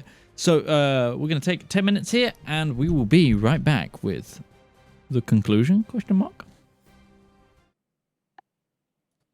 See? Hey, come here a minute. Do you need royalty-free music for your TTRPG content, whether that be a YouTube video, stream, TikTok, Instagram post? Don't worry, we've got you covered. My name's Alex, I've been a content creator for almost a decade now, and I've teamed up with my good friend Harry to produce 10 royalty-free songs for you to use in your content completely for free. We've tried to make a whole range of motifs with this album, covering happy music to sad music, to mystery music to combat music. And if this takes off, you know what? We might even make some more. So give the Elendor Chronicles soundtrack Volume 1 a shot. It's free to stream everywhere. And if you want the high quality downloads, you can come over to our Patreon and download them, or you can contact me directly at tabletop@themidgemansworld.co.uk as a creator, and I'll just give it to you for free. That's it, there's no catch. And just to prove it, we've also given you guys a user license agreement to prove that you have the complete perpetual rights to use this content. So enjoy, and good luck on your next adventure.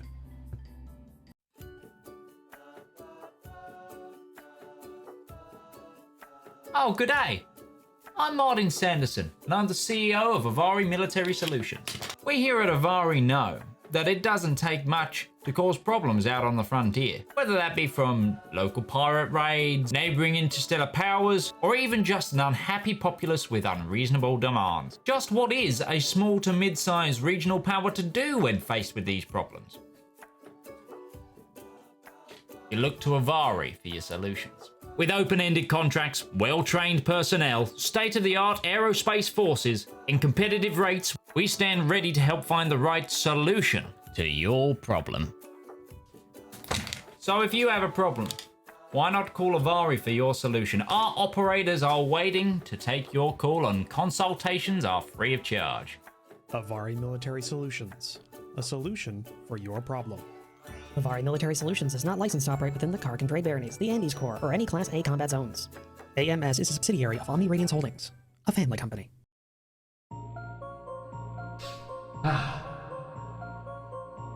When is a story more than a story? When a tale is more than words on paper?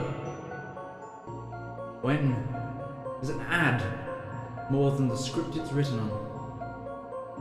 In the darkest and deepest annals of our own history, worlds of wonder and splendor burst through like a blister made of hope. From the brain that's wrestled and riddled with madness, a radiant pustule. Writing, art, that's storytelling. That is the true lust of life.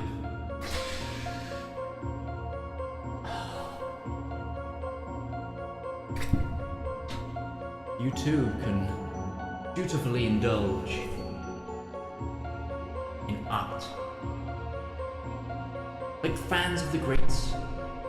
Shakespeare, King, Tolkien, Seuss, Mercer. You too can indulge through Twitch Prime. Get an extended access to a wealth of knowledge with a simple click, an emotion so small that it could endlessly amount to possibilities. Embrace those feelings. Support art. Support the component cast.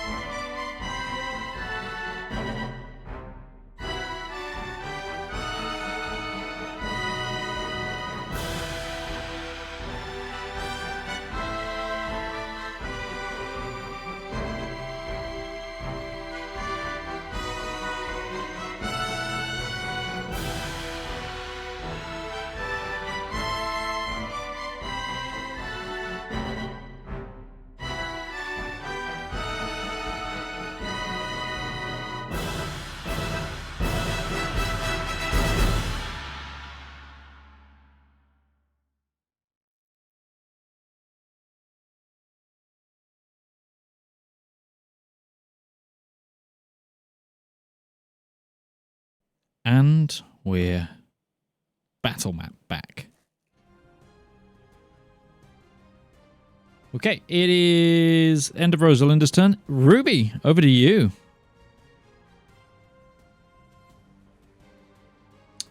I think you're muted.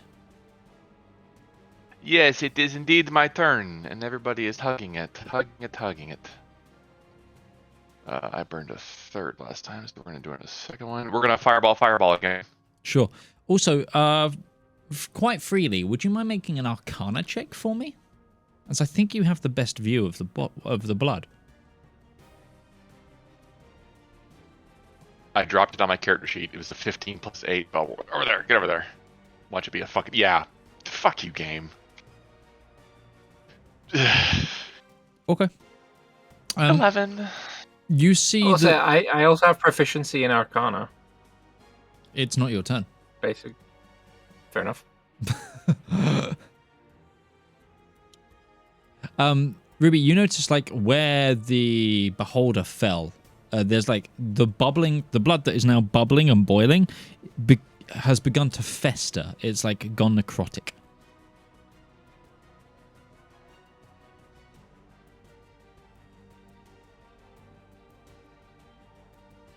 I see. But yes, firebolt. Yeah. Go for it.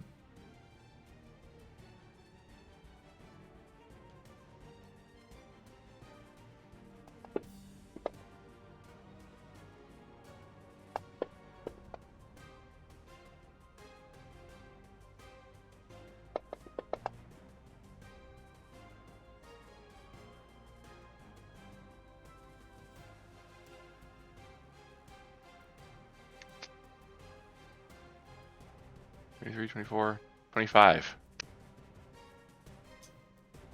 Okay. Here's the second one.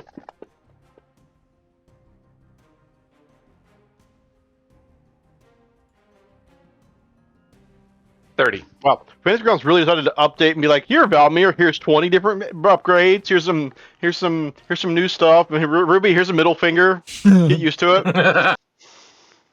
Jesus. Isambard's turn. Give me a minute. I'm pissed. It's totally fair. I am the youngest child at Christmas. Ruby is the middle child.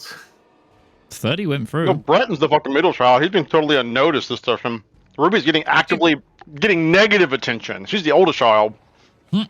You got one nat 20 there, I remember. Bard has nothing to do.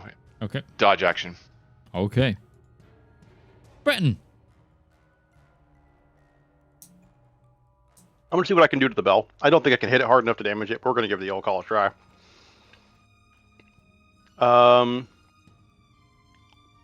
It consumed my spirit shroud. God damn it, it's not supposed to do that. That's fine. Spirit shroud doesn't work against the bell anyways. Because creature versus object versus all that shenanigans. So we're just gonna swing. Well, I hit it. Yep. New damage, didn't think so. Swing again. Okay. He'll really close. If I had my bonus to damage, I might have gotten there. He will float himself back towards this side of her. So if he falls, at the very least, he can catch the ledge. Fair enough. That'll be his turn.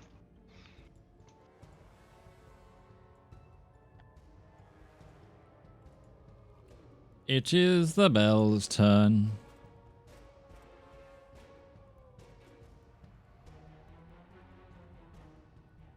Yeah, anyone who's not immune to it, do a wisdom save. Okay.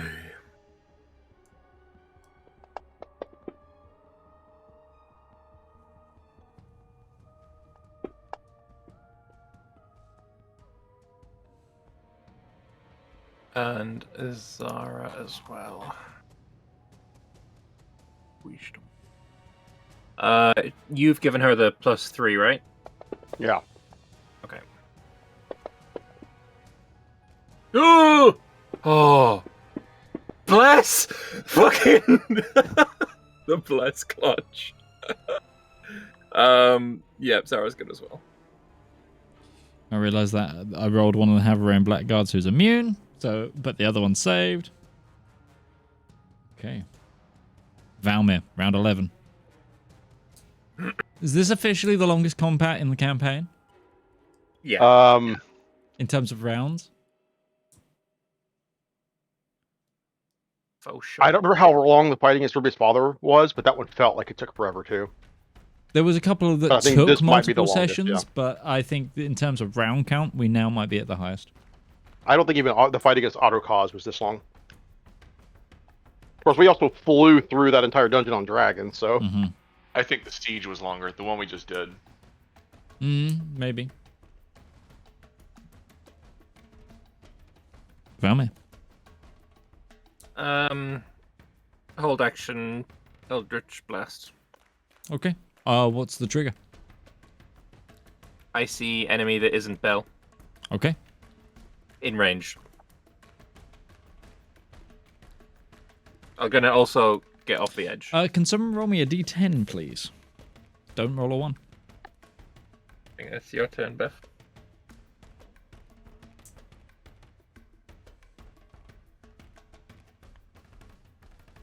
You muted yourself.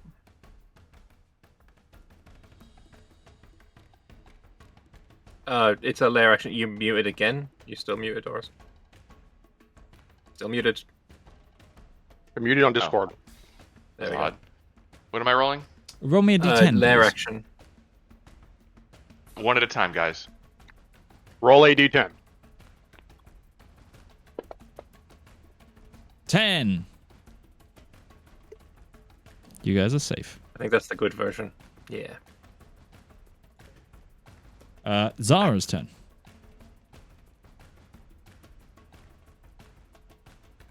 She is gonna thwack the bell a couple of times.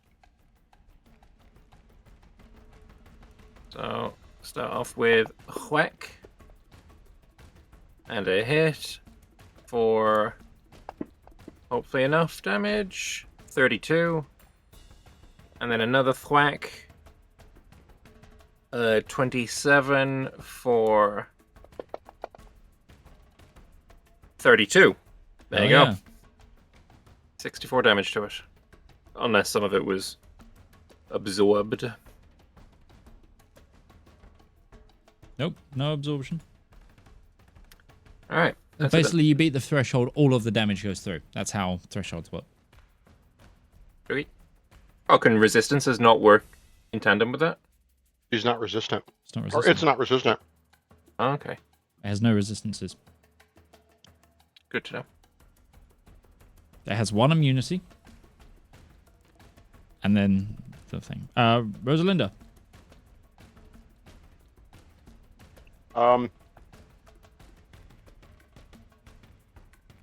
I think she should get ready any spells because bless. So I think she's just gonna dodge. Okay. Ruby.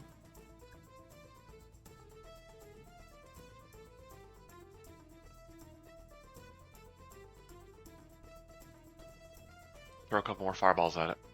Go for it. Surely they can't all be bad.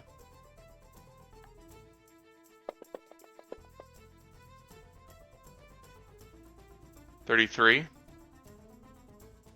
Hits.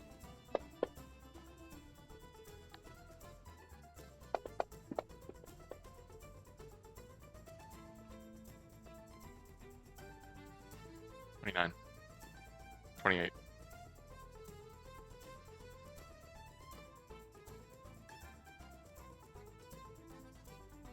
That's it for fireballs. Without me upcasting. That's my turn.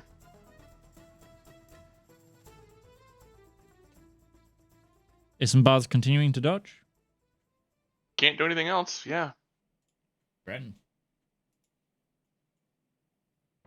We're gonna swim back over next to the bell, I guess.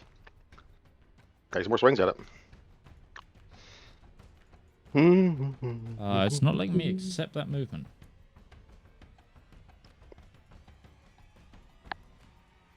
Interesting.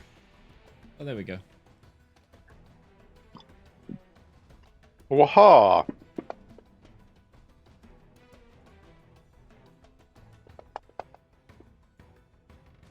Nope.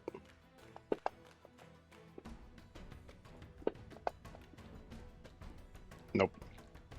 Keep on fluttering back and forth as he can.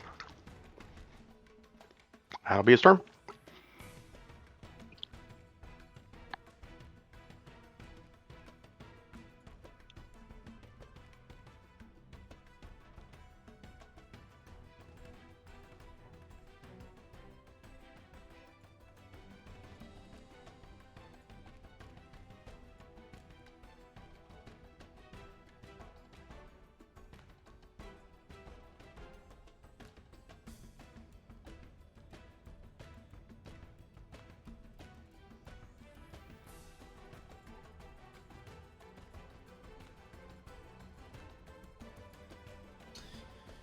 Okay, you see the blood below continue to bubble. It's going to use its entire action doing that.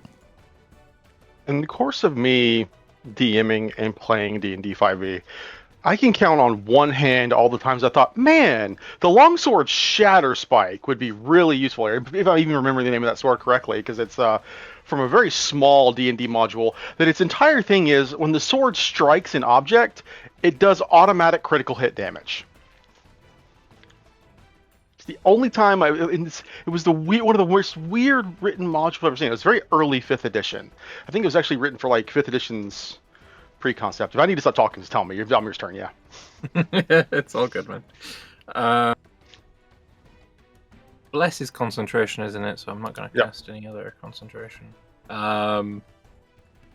Yeah, same thing again. Held action, Eldritch Blast. If something comes in, I'll aim at it. But yeah, end of my turn.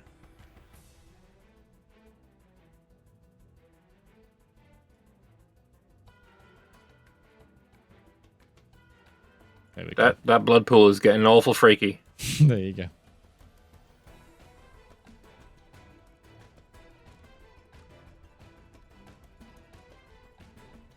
We've gone from blood pool to blood sauna. Is the bell like free floating in the air? Yes. When it's being hit, does it appear to move at all? Like how? No.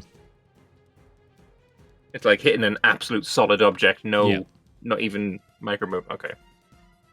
There's probably some subtle micro movement.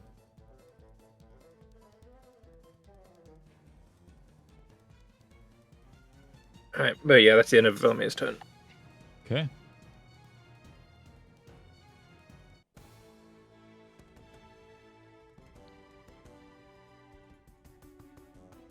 Zara. Swing and swing and swing. Or just twice. Hit for 30 damage. Yep. And hit for 31 damage. It's close. Do you want to know how many hit points the bell has? Go on. 8. Cool, so we just need to do 30 points of damage to kill it. Yep. Yeah, next hit wins. Alright, that's the end of our turn. Oh, obviously bolster if that makes a difference. It might do.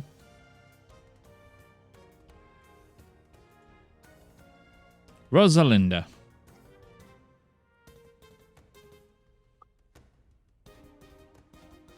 I don't think there is a single thing she can do to kill the spell or even damage it properly. As much as she would absolutely love to. Let's take a quick look at who's taking damage. There's some Havarayans who are low on health. Valymr's at 40. Hit points are at 40. Or 40 damage, 45 damage, 50 damage, 25, 44.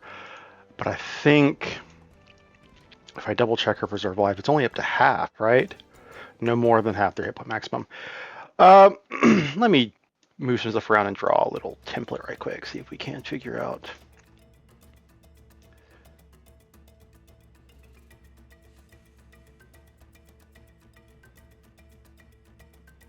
I guess we can get with 30 feet. 30 feet.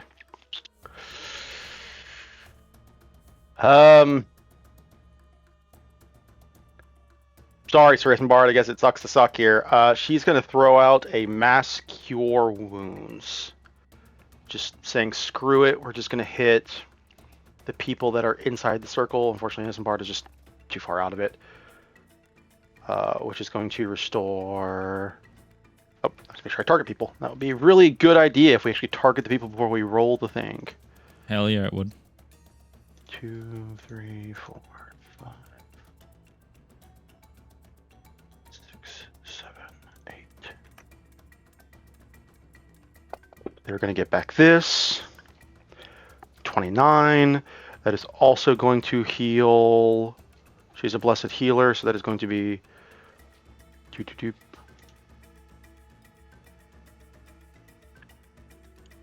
That's... it's already set up in her stat block. Never mind, so I don't need to roll anything else. Fair enough. Okay. So that's going to be her action. I don't think she has a bonus action. I think that's her turn. Awesome.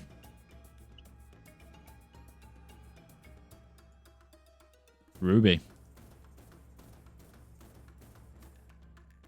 You just need one spell to go through with enough damage.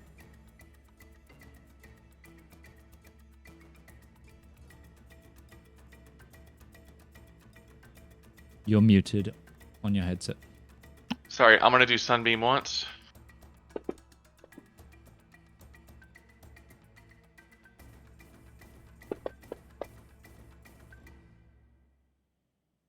Correct.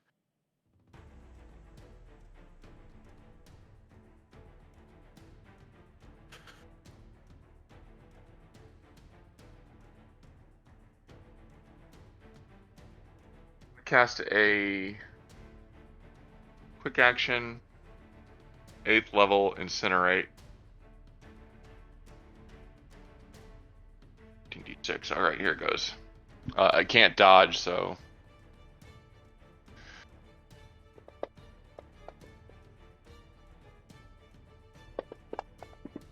get fucking annihilated, asshole. Okay. Let me do some narration here then. All right, guys, you got to do 8 points of damage. I incinerated it because I'm hostile. I didn't have anything else that could fucking... I had nothing else that could guarantee I could exceed the damage. I could fire a bolt, but knowing my rolls, I might roll 4 fucking ones in a row tonight. So, can you read me the description of incinerate? It's disintegrate fire. Yeah, what gets destroyed by it? I need. This is gonna possibly have repercussions into the narration. So, if you wouldn't mind just reminding... Automatically disintegrates an object or creature of large or smaller. Otherwise, it carves an enormous chunk out of it. Any iterations for magic, non-magic? It does not destroy non-magical objects. You mean it does not destroy magical objects? Yes, sorry. The spell automatically disintegrates a large or smaller non-magical object or a creation of magical forces. Okay, awesome. So as Ruby's brilliant, empowered incineration, this cone of pure, twisting line of pure tornadoing fire shoots through the bell, you see the rear side sort of slow motion shatter as ghastly black light emits from it. I need everybody to make a Constitution saving throw.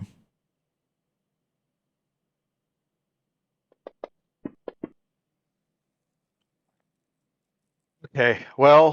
the DC is 25. I don't remember Zara calling out bolster. I do. And even a few rounds ago, I said, "Oh, and every turn just bolster as well." But I definitely bolstered. Medj is fine with that. Then I'm not going to worry about turning off advantage. As you said, this is a con save, Medj. Yes. Rosalinda first. Rosalinda gets a 26. Breton gets a 34. One from Isambard. It should not be 39 for Ruby. It should be 36 for Ruby.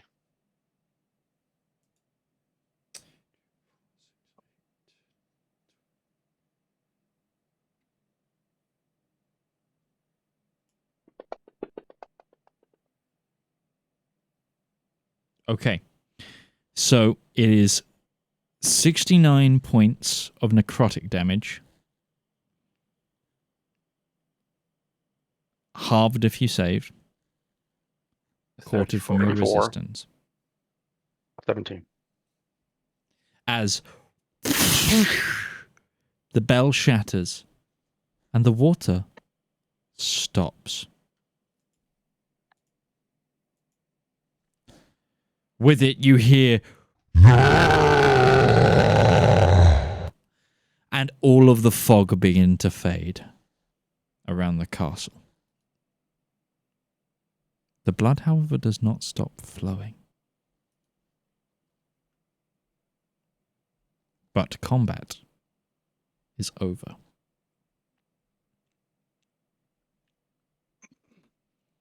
All right. Let's finish what we're here to do. Kill that fucking heart. Look with that. Get everybody out of here. I'll take care of it.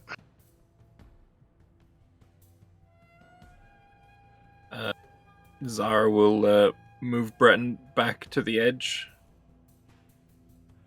You're out of combat, so. Yeah. All right, guys. Nuclear weapon incoming. What would you like to do? I'm gonna wait for everybody to get clear so I can use DSC array in a direct line. Because I remember when we blew up the hand, it also detonated. Okay. What are you targeting? Directly into the pool. You're just blind firing into the pool? It's a 500-foot line into a pool of blood water. I'm assuming I'll get something down there. Okay. I'm not diving into the pool of water. Sorry. I'm not Moses. I can't go, whoa! I feel like this area is Let me probably see if going our to get cleric rid of actually the does water. have control blood. Let's just throw that question out there. Just make sure. No, she doesn't.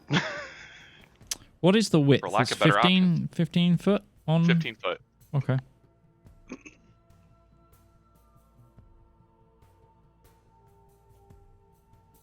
And, so you want to go center where the bell was, I'm guessing? Yep. Okay.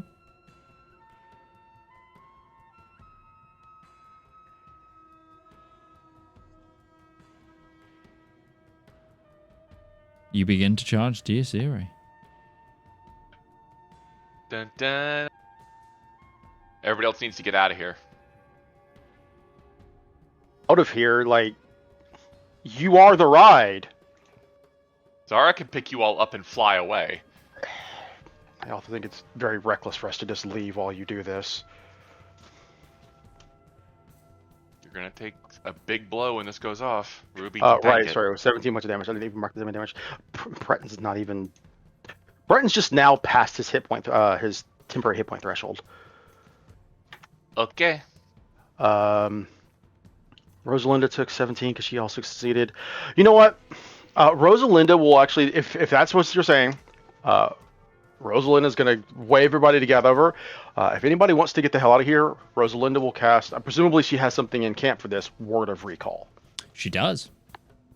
To teleport everyone who wants to get the hell out of here before this goes bad back to, presumably the actual, like, encampment back by the portal.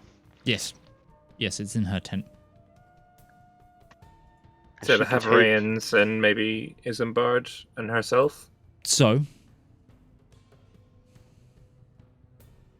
Yeah, she can take up to 5 willing creatures. So she can't take everybody, but Breton's seeing this through because obviously he's not going to bail out right So before we you kill the damn heart. want to clear out basically your bonus guys.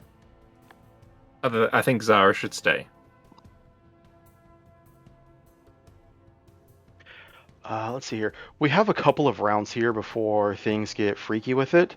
Because Ruby's going to be charging up for a minimum of 3 turns for Deus Irae, right? So she will give out 2 to Zara because she can do this. She's going to give her a 3rd level Cure Wounds. And she'll give her a 3rd in a second. Mark those off. And she's got enough here. Or she'll also give Valymr a 3rd. Sweet.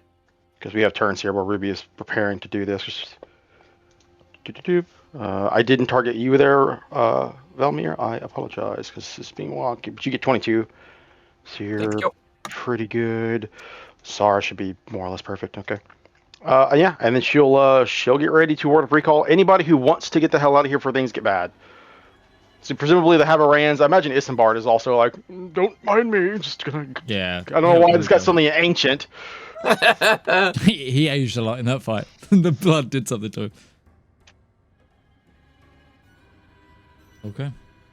Get my ward of recall out of here. They tell you good luck, and they head back to camp. Breton will give himself 9 points of lay on hands just so he is minty fresh. Okay.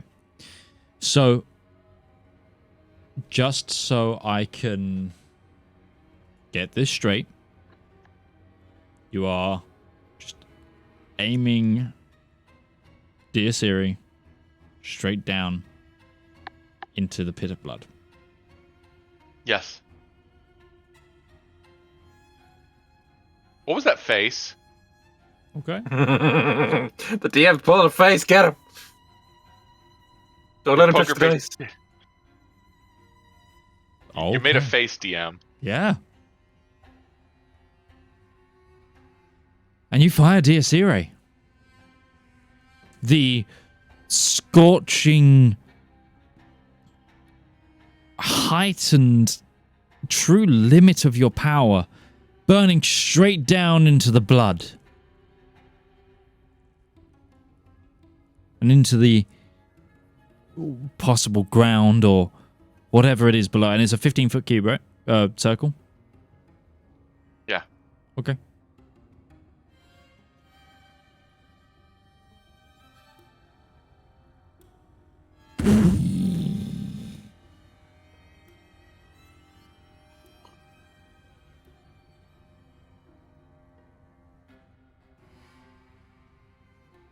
And as the smoke clears,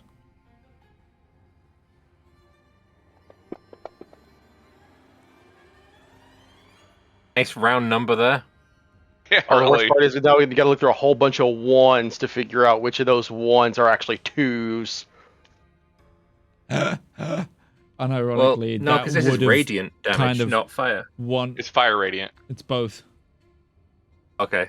It's half Fuck and if I half. know, then. It's not even rendering all of the dice. So. Yeah, no. The hilarious thing is as well that would almost like one hit the bell.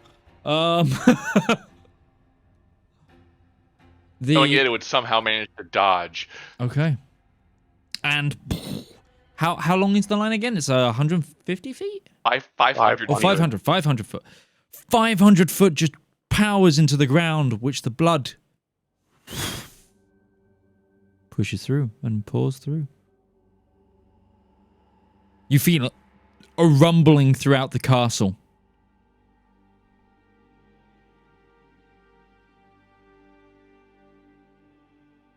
And your spell is complete.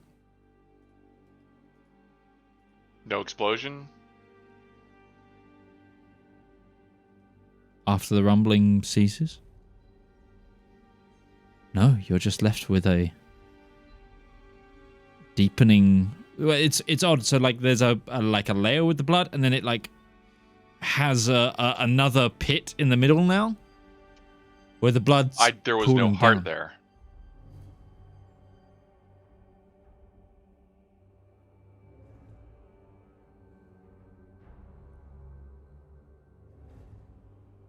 What is at the bottom of the blood pit? In that brief moment where the blood is just gone, incinerated by the Deus Irae, like, Make a perception what is at check. the bottom of it? Make a Like, did it perception breach through into the layer below? Or I'm making the perception check. I'm asking all the questions out loud now out of Sure. curiosity. 24. It's hard to pierce through the blinding light of Deus Irae as it cleaves a path through the abyss. You see the blood itself, this magical blood that's being pumped and filtered into the castle like a heartbeat. It seems below the blood there's you briefly see a chamber that this probably 60 feet below the initial waterline, which now has a hole through it.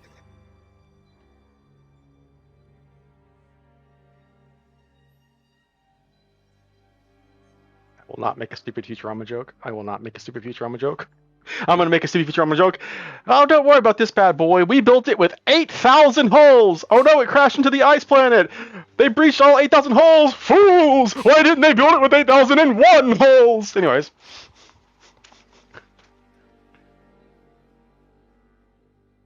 So breach down into a chamber below that. And just out of curiosity, like, how deep does it go? Because, like, if we're talking about 500 feet of distance here... Oh, what? Presumably... So essentially, the blood stops on a 60-foot layer, except for in the 15-foot area where a waterfall is now where all the blood is like draining, and then apparently the Deus area just cleaves into the mountain that this castle is built on.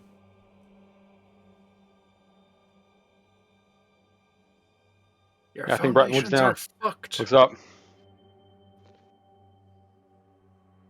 It wasn't there. It wasn't there.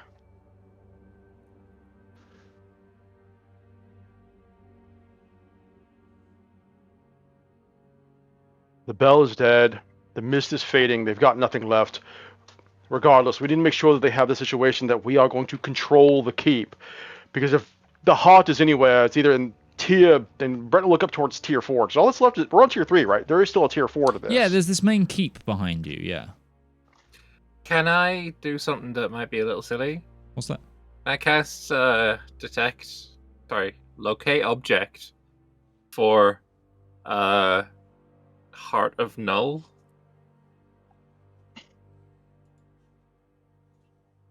Is there any object that could be described as the Heart of Null within 1,000 feet?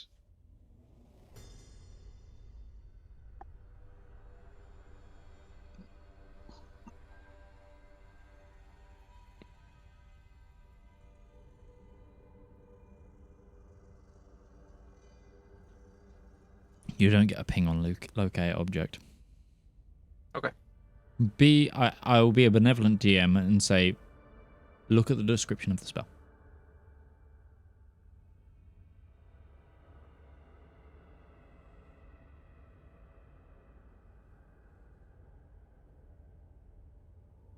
Nearest object of a particular kind. The particular kind being the heart of an evil god. It might not even be Null's heart. Obviously, we could be seeing some other evil god's heart. I'm also not sure if it's an object. Yeah, it's all good. Because the hand was considered a creature, right? I think phylactery counts as an object. Okay. So an object there. It could phylactery. No, I'm not gonna metagame like that. It could mean a lot of things. It could mean that it's not here in the keep. It could mean that it's fine. We did what we needed to do. We have destroyed the bells. As far as we know, they have no more mist. Yes, we you fall see back. everywhere the mist is dissipating. We fall back, and we start preparing them to hold the keep. This is what we're here for. Once we can ensure that we have gotten the keep fully under control, the ice bomb goes in the lake. Maybe there's a heart here, maybe there's not. For all we know, And something that may should have occurred to this before. The heart could be at the bottom of the fucking lake for all we know.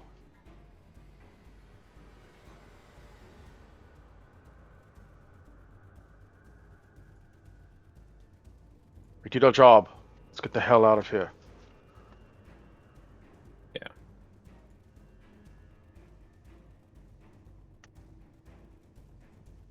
Yes, all picked up by Zara and flown away? Sure.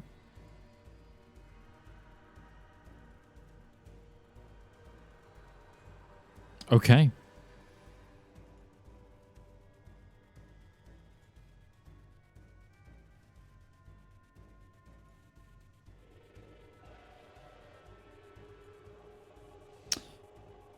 Where are you going to be flying to? Where would you like to fly to? Let's head back to the command tent that's on the first tier. Okay. We still have a group of soldiers that are fighting at the castle. You have many soldiers that are fighting throughout the castle. The siege isn't done. Yeah. But if you're talking about the tower we were using for the ploy, from what we could tell, it seems like a few of them committed to coming back to us. Because the ones that jumped into the pit, Midge briefly mentioned that it seems like the hen callers from the tower have returned, and that's the ones who are jumping in the pit. So it seems like once they realized what was happening, they may have been called back. Because the dragon was here too. So I think we can assume that the tower is probably not under major conflict at the moment, and whoever's there probably hold it. We hope. Okay. Get back to the command tent. Let's report on the good news and the other news. That should be our current objective. Okay.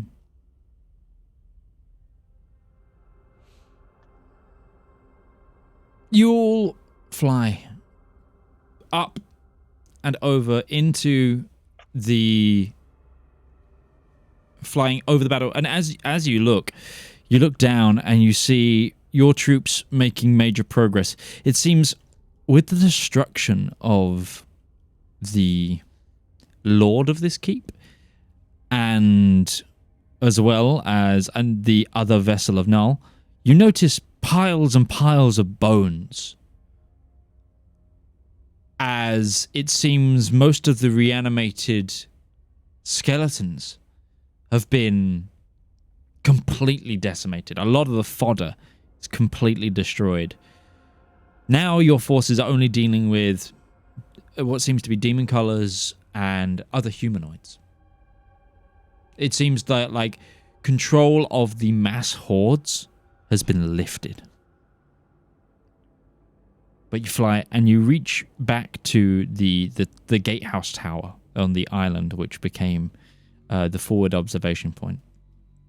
And it's been 2 hours since you last spoke with Alwyn, who greets you all as you land. He eagerly runs to you all. Is it done? We destroyed another bell.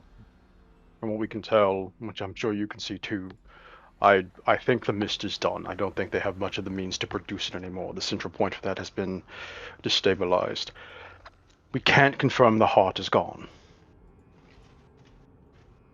For all we know, it wasn't in the pit. It may be hidden somewhere in this keep. It may be at the bottom of the fucking lake, for all we know. But the bells are done. The mist should be done. The resistance now should be far less powerful, far less coordinated.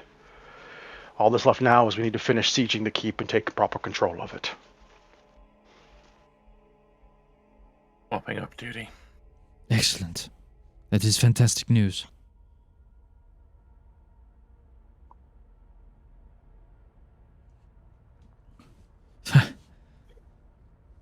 Elwyn, sort of lets out a large breath and holds onto the side of the parapet of the gatehouse. He looks relieved.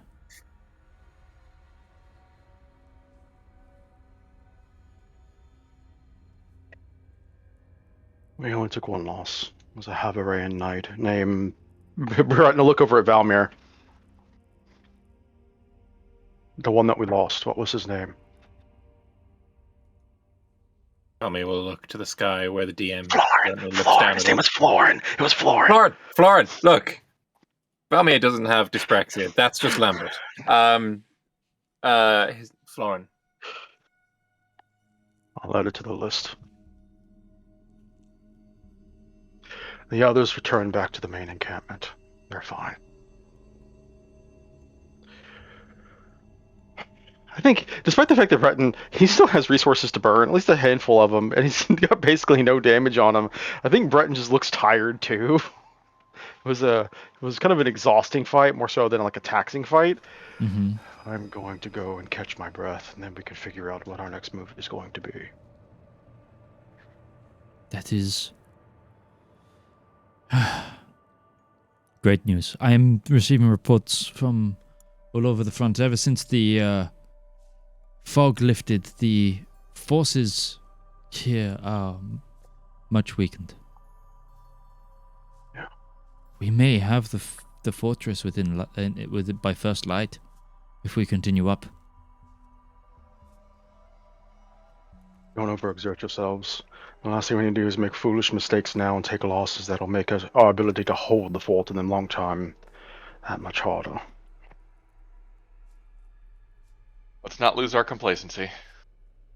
Absolutely. Okay.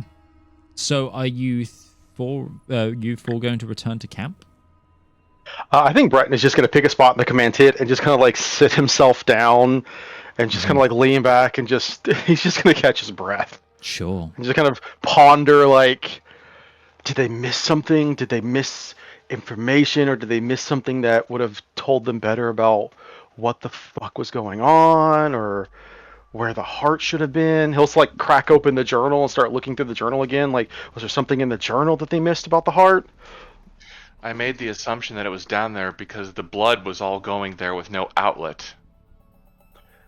Ruby, I don't think you made the wrong choice. I thought the same thing. I think we all were in agreement that had to be where the heart source was.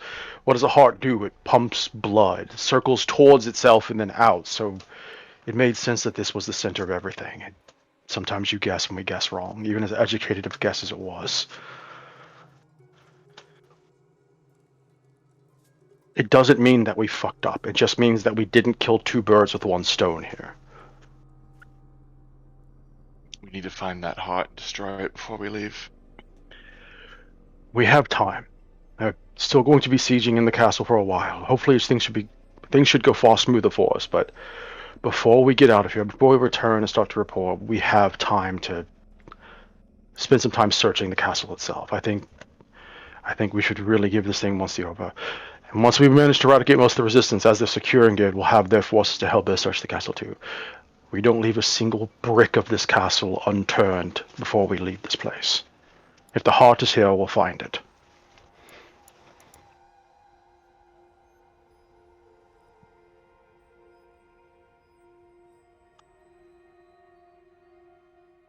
Okay. So am I getting the impression that you're gonna short rest, long rest? I'm happy to start with the short rest. I know some of the others might want to fight for a long rest. I get nothing on a short rest, so I'm unharmed.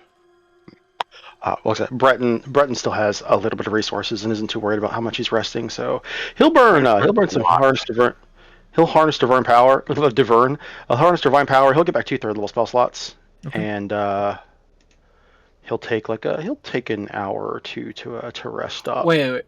The gem of the beholder, could we have flown back with that as well? No. No. Okay. Well, we left it there then. Go fucking get it. I cannot believe we would have left that. Nobody said anything. No, nobody said anything. We weren't thinking about it. It didn't seem important at the time because we were killing the heart. Yeah, well, if it fell into the blood pool, it didn't. Brett made sure that when he pierced it, he threw it off to the side. It's actually marked on the map with that 5 point, like 15 feet off from the side of the blood pool. Yep. It is.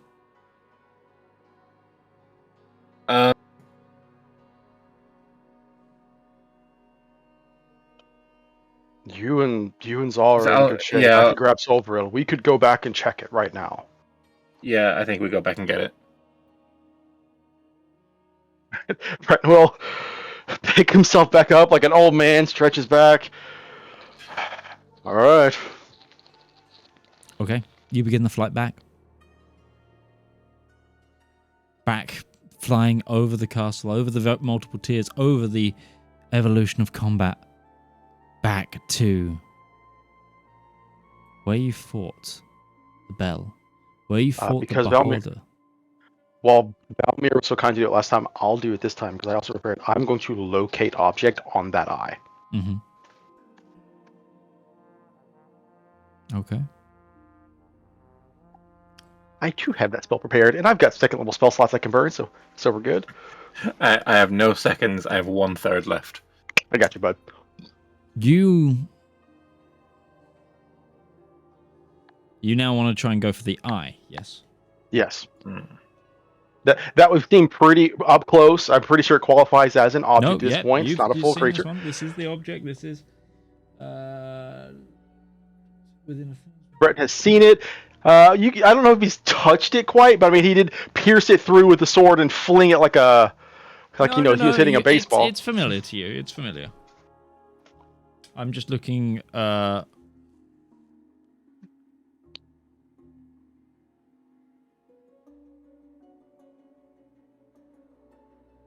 It's only lead that blocks it. It is no longer in the courtyard. It seems to have been taken within the keep.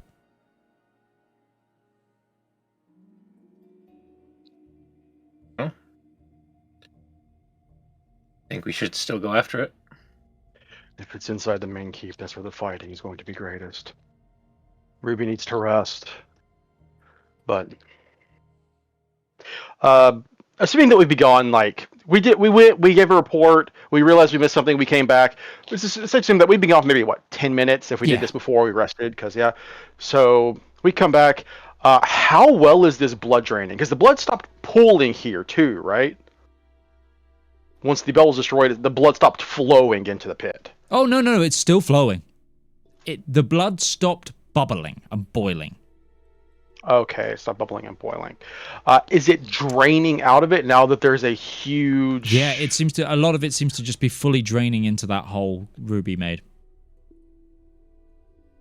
If Brett makes we'll call it a perception check, does he get the feeling that did it breach through to like an underlayer? Does it seem like this might drain out and fill up, or is this going to eventually just bubble on up and now it just has a much deeper reservoir?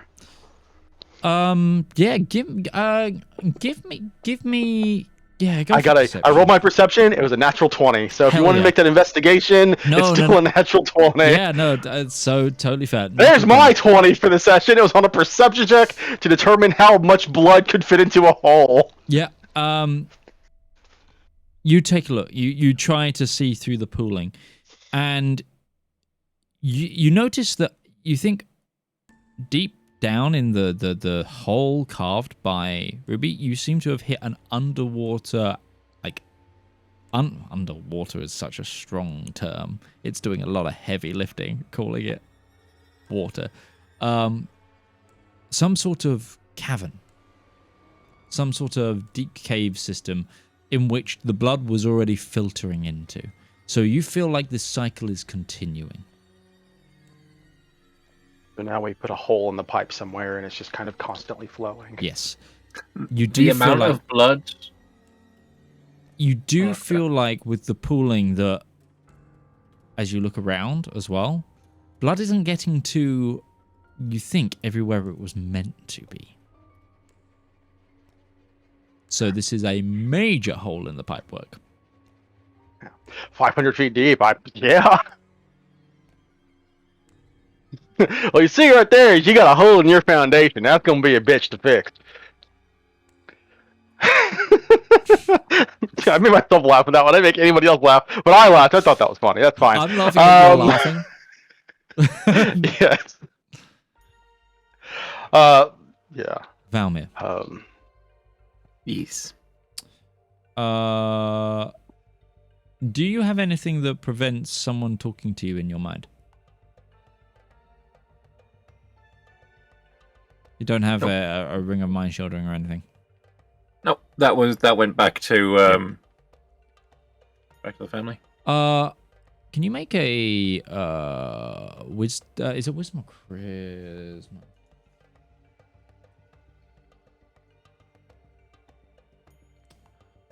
Would you like you feel a magical presence try to reach into your mind? Would you like to resist it? What kind of feeling does it give me? Does it feel cold and hostile and icky, or Make does an it? insight check. Yeah. You want to check your door cam? See how sketchy the person knocking looks? I'm going to use a point of luck on that. I wouldn't bother. It feels horrible. Oh, like, resist. Like the most vile evil is trying to contact you. I mean, resist. Make a wisdom saving throw. You were receiving a collect call from Null. Do you accept the charges? No. Do I get advantage on this from Breton still? I came with you, so we should be within 30 feet. Alright. Wisdom.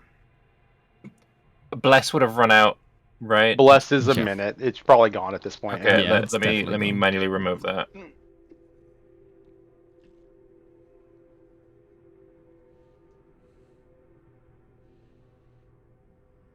Okay. Wisdom saving throw. 21. I don't know. It's pretty low.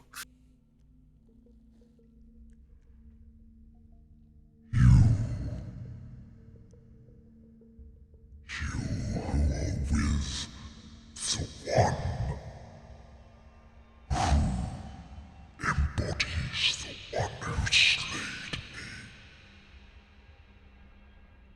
Enter. We have much to discuss.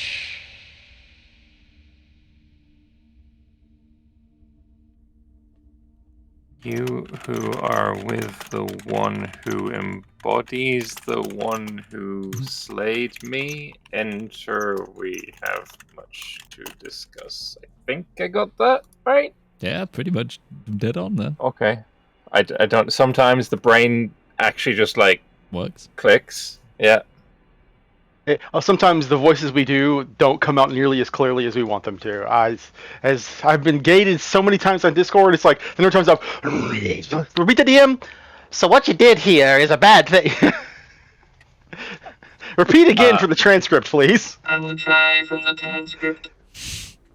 Wait, we're talking to Braun? The fuck? I'll say, any of you guys just hear that? Hear what? It's like, that doesn't know. It would be hard to miss. Something just contacted me saying, that I should enter because there's much to discuss. Did I just get spoken to by Null? I think if you did, you would know it. Do you feel like you were just spoken to by Null? Kinda, yeah. I didn't feel great. I tried to resist, and it just pushed straight through. And what did they say? They said, you who are with the one who embodies the one who slayed me, enter, we have much to discuss. I'm not jumping in that blood pool. Are you jumping in the blood pool? That's the silliest question I've heard all day. Although it might mean the castle itself. Embodies the one who slew me. I think Breton looks at you and it's like, well, you are with that person, so it's not you. And he looks at Ruby. It could be Ruby, because Ruby was the one who just cast the super magic spell. But I think he looks at Zara like... I'm guessing he's talking about her. No, I think he's talking about you. You're holding the blade of fucking equilibrium. You're the sword who slew Null, you're kind of holding it. Breton seemed there's a very much an X to doubt.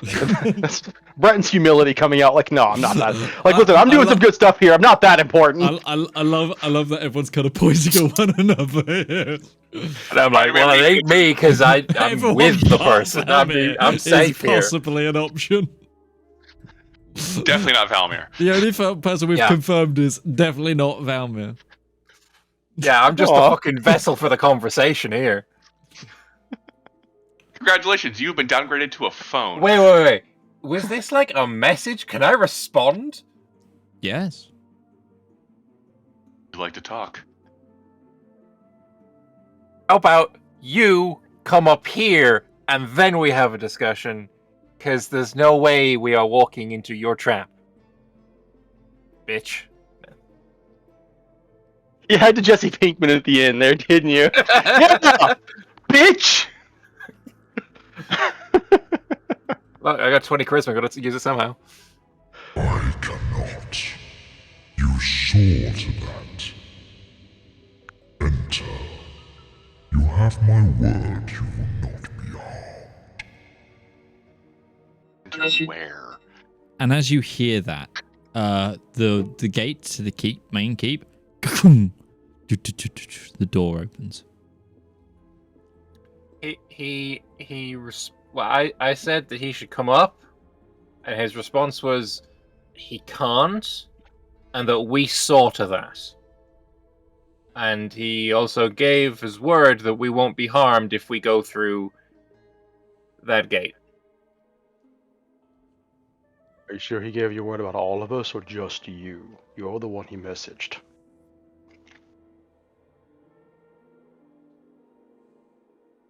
My response to the second message. You're talking about all of us? All four? We all have your word and guarantee that we are not harmed, and this is just a conversation? You have my word.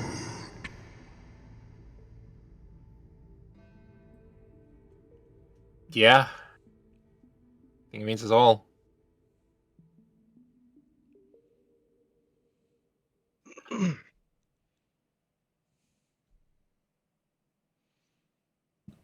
I'm We start okay. walking towards it. If we're not doing for a fight. That's one about then. So it's the four of us, because it's Breton, Ruby, Zara, and Valymr. And then it's also Silveril, because obviously Breton brought Silveril. I think Breton will be like, all right, Silveril, just hang out by the gate, listen for word. If anything happens, I'll send you a message to try and convey back to Elspeth back at camp. Okay. Give him a big old pat on the haunch, and the four of them walk. How big? I'm gonna say not side by side, but like three in the front and Zara in the back. Because let's face it, she's a full-on unit. Yeah. I'm gonna burn 10 sorcery points as bonus actions to get some spell slots back. Go for it. 10th level gets you back how much? Because it's limited. You're limited in buyback to up to fifths, I think. I think that's just a 5th level, right? Yeah.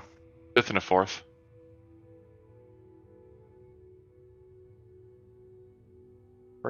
Or no, sorry, I didn't burn any 4th. 5th and a 3rd. That should be 10, I think. Let me do the math real quick. Either way, go ahead. Don't worry about it. It's because it's spell points. Because I know a 3rd level like 7, right? Just go. I'll do the math. You walk into the keep. It's got that same deep black skeletal stonework that both the machine and much of the castle has had. 12 points. In various like little alcoves, you see demon colors. All of them still armed, but their heads are bowed to you. You begin to wind your way through hallways. You see Nullian mages pointing and guiding you through the halls. Till you come to a set of stairs that seem to go down.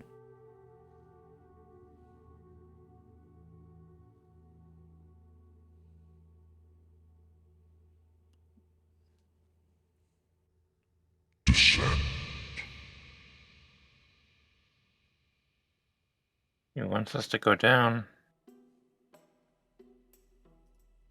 Guess we're going down.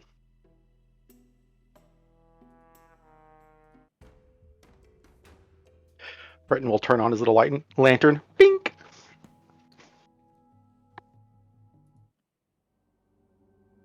Here we go. Just right before we're ending up talking to this person, right before we get there, Valymr would cast Protection from Evil and Good on himself. Okay. It only lasts a minute. 10. Almost 10 minutes. Oh, 10. I played Clever in the game. You think I know that? You descend the staircase. And it doesn't take you long before you hear the flow of liquid. And you seem to enter what seems to be a laboratory, which has a deep gouge through it that is rushing with blood. In the center of what looks to be a raised platform, only like 1 foot off the ground, but enough that it's like a large 10-foot pedestal, you see this spiritual outline of Null himself.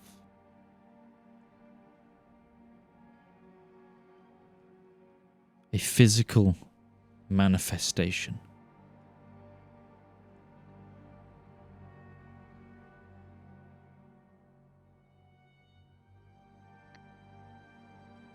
Yo.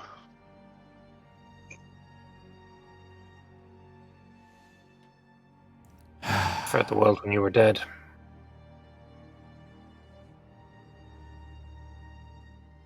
He lets out a sort of low, husky chuckle. Never dead. Only ever banished. In fact, that's still the case.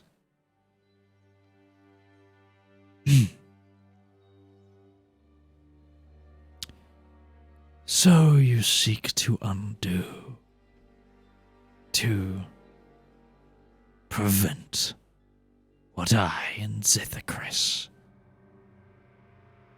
the arrangement that we've come to.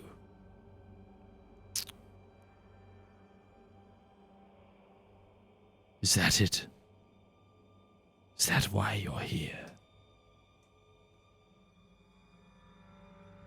I think that priority is rapidly shifting to something much more important, but otherwise, yeah. If you hadn't attacked Elendor, we would have never known you'd existed. Well,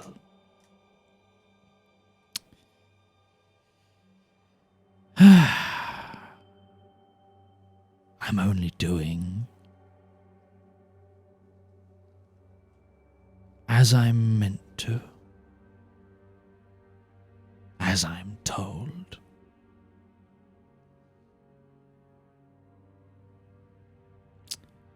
I know when I am beat.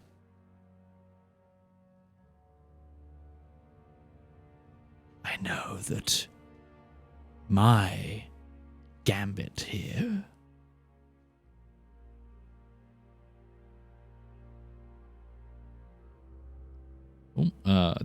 the game just threw everybody out. It's still up. Yes, Let's it did. reconnect. I know that my gambit here is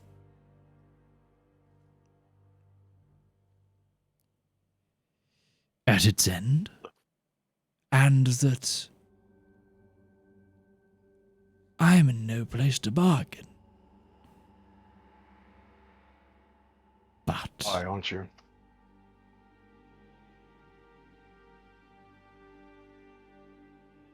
I have a question.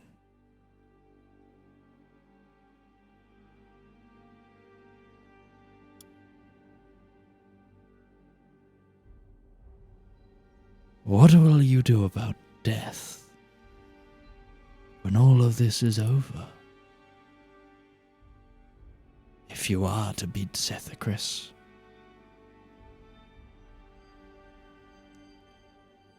you will be in control. You will take control from the previous, as they did from us. But what will you do about death?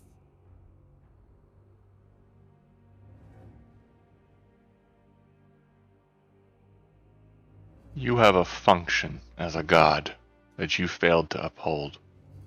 What have you done with death?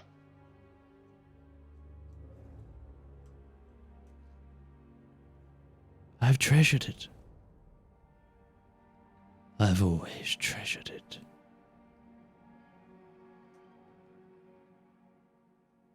And then you started to utilize it and cause it, instead of just letting it be a natural process. You spread dipped your toe in. misery.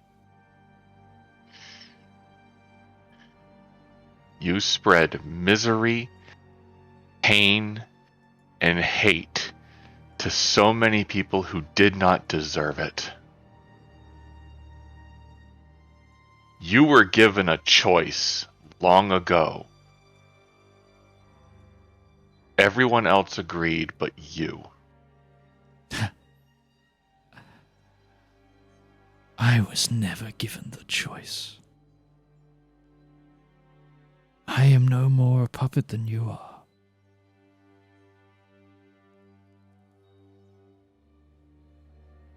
We were both put on paths. This is just where we intercede. Like I said, I know I'm beaten. The fate always has a wiggle room, and my gambit failed.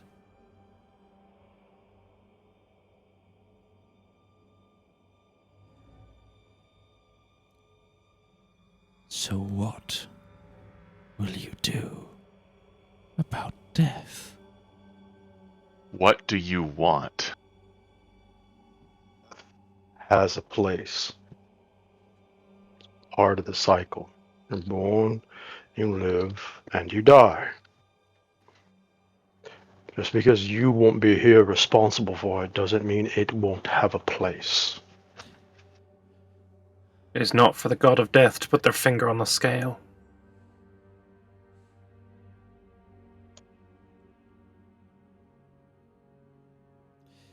I have long wrestled with the god of judgment and the god of the dead for control.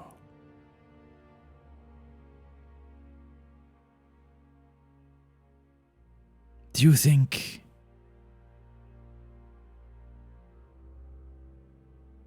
that all of this negative energy, all of this malice, do you think I'm the cause? Or just its phylactery? Do you think you can stop negative death?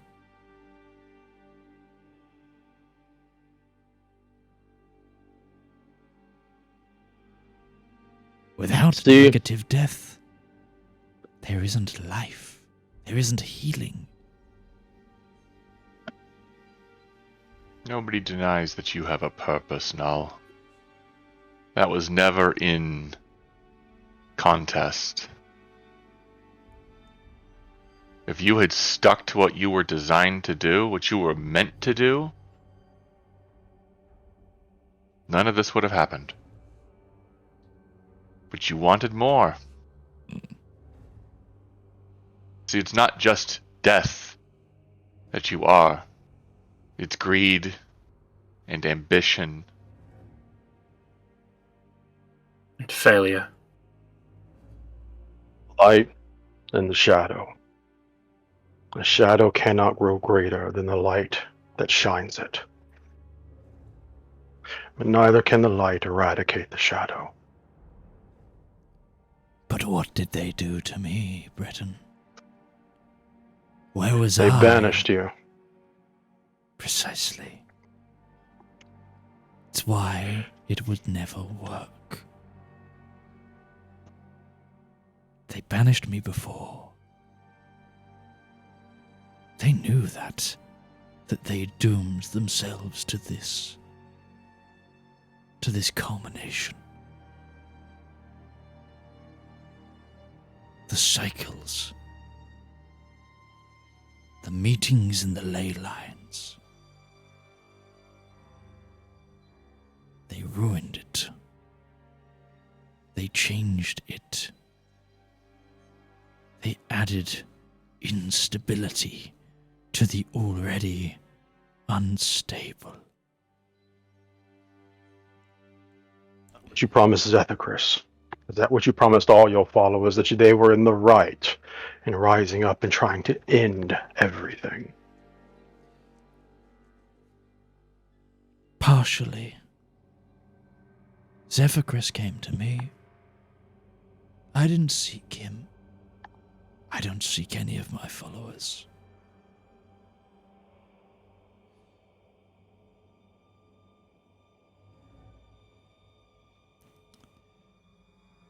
Zethacris has other desires for the end.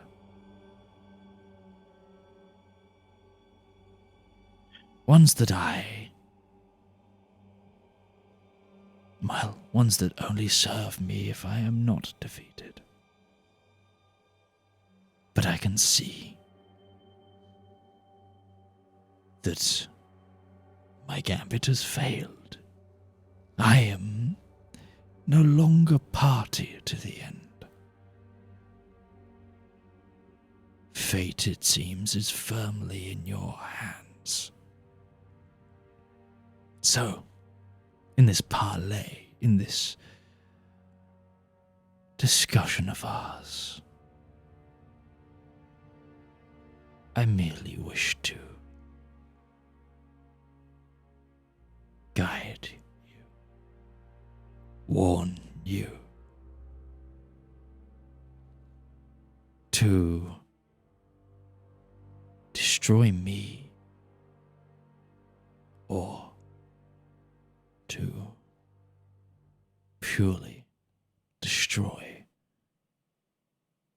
your negative partner in this.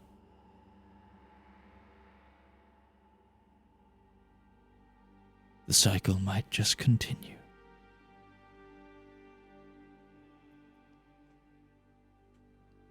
Say that someone can't take your place.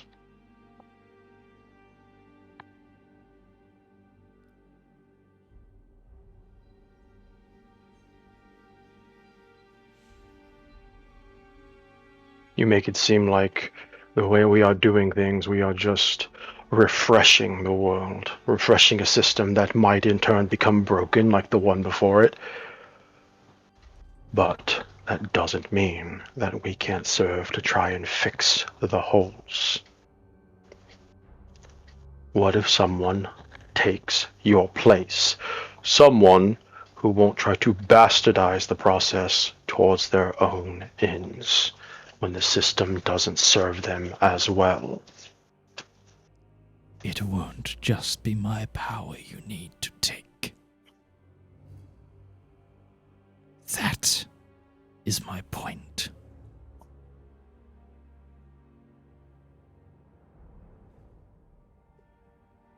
If you want to do it like that, you must break the whole damn thing.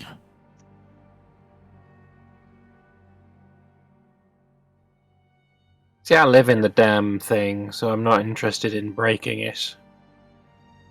Oh, I don't want to destroy my home. All my stuff's there. you can keep your world between the mirrors. That would be your prerogative. But there have been before before the green and pleasant bastarding day, before they abused everything, before I was sent packing, there was balance. There hasn't been balance since. And until there is balance again, history will find a way to repeat itself. You kicked out the people who came before you, and they kicked out the elementals who came before them.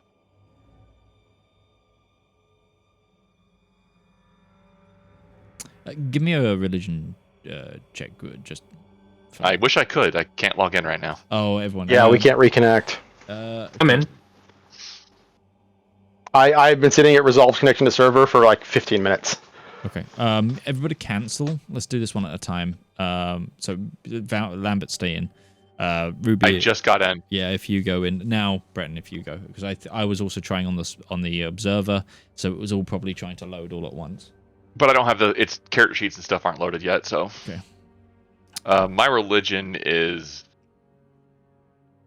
what? Intelligence. I'm not proficient in it, so 20 plus 2. 14.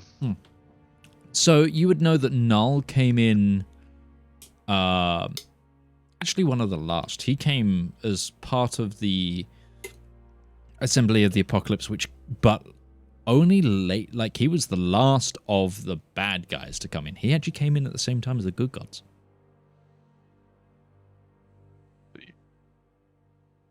This cycle's been going on long before all of you showed up. It's whoever's got the greater power at the time kicks out the previous owner. You lost. What is it exactly that you called us down here to beg of us? You said you've lost. This is the parlay where you beg for your life, right? What is it exactly that you are wanting? What is the direct steps that you want us to take? And what are you offering so that we can... And generally when somebody begs, they're on their knees. Those knees don't look like they've bent in centuries. I am but a spirit. I don't have knees. Abject groveling, then? My phylactery. My heart. It's on the table. My bargain is this. You keep me until you decide what to do. I am beyond groveling for my life. I only wish to see balance. If you kill me now, who takes the control of the god of the dead? Full control. Do you really want another rival at the end? I think not. Use me when you destroy them all. When you shape it. When you bring about my final justice. I was never given a seat at the table. I was stripped of the right of every other divine being. I had no say, no words. I was powerless. They took my power without knowing what to do with it. Those foolish heroes set this world on a cycle. You do not know how many times people have failed and gotten this far. You do not realize yet how many days, how many green and pleasant fucking days You think this is the first world to end?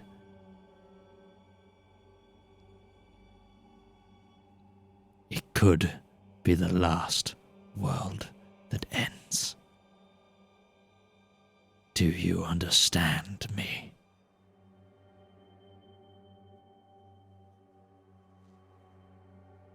We came here, we already knew there would be difficult decisions to make. You have laid your piece and you have given us what information you have to give us. And when the time comes, we will make a very difficult decision. But if the world, for even a time, is going to have any peace, we cannot have people in it that are going to disrupt the order. Zethicus must fall, and he will fall.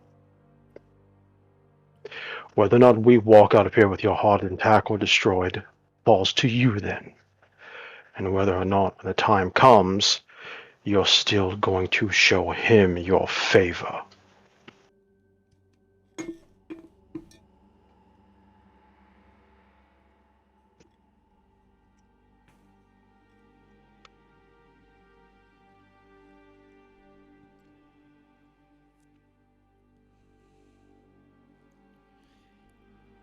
Now that the pact between myself and Zethicus is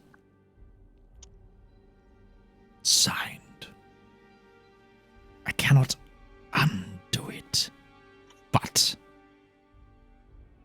I can tell you where to plant your device for maximum impact. My forces will not ride forth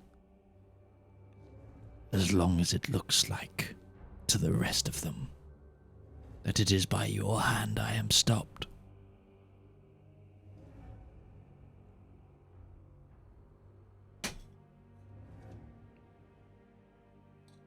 I cannot dictate terms.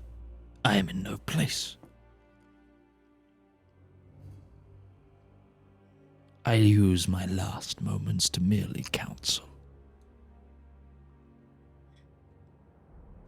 Could have done that from the start. Like I said, I have been left no more than a puppet, much like yourselves. So who's pulling your strings? Yeah, who's I'm not a marionette. System. The system is pulling the strings.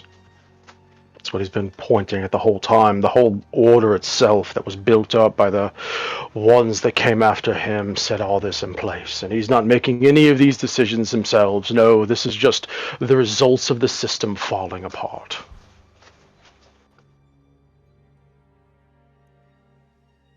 Isn't it?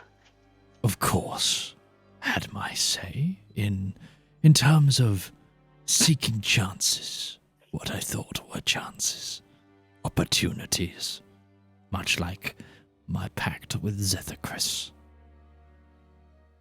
But yes, the world itself is rigged against us. Entities who weren't given a choice and were just restricted by fate. I know I am defeated.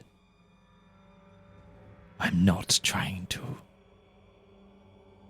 worm my way out of that. You have my truth. Let me help you change it.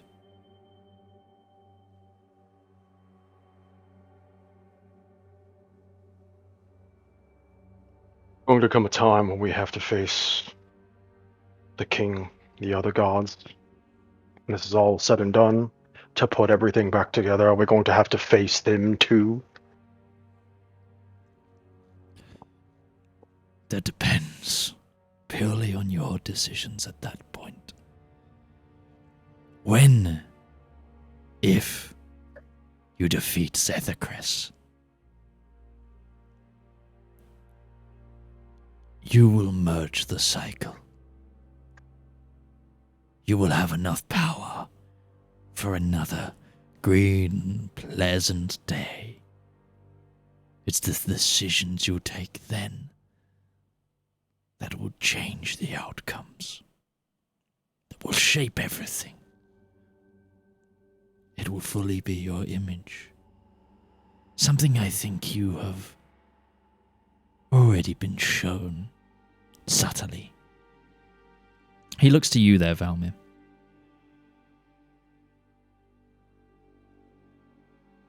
You've already seen it. What could be? Who could be? But that is just one outcome.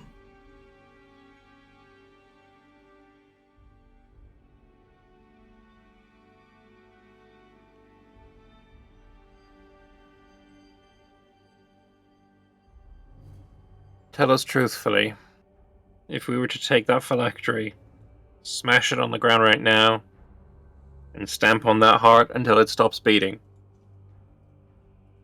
what happens next? You already know What is the worst case scenario that you can say to us that is, this is the reason you should not do that? Someone has to take up his powers, right? His mantle. Who's the most recent person he's already bestowed that on? You saying Zedaar would become the god of death? I think he would rise from champion to god. And that just makes our next job even harder. Pretty good fucking argument. But the cost is, he keeps existing. He keeps spreading his lies and his misery.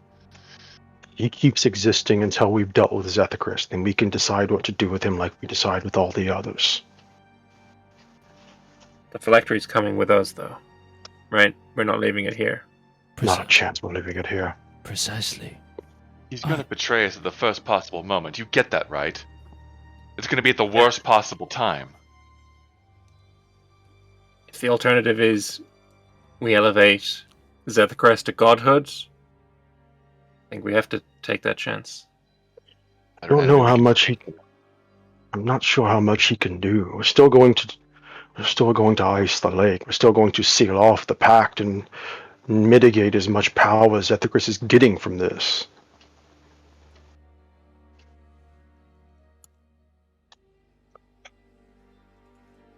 We take your phylactery. Are you still going to be stuck here, or are you coming with us?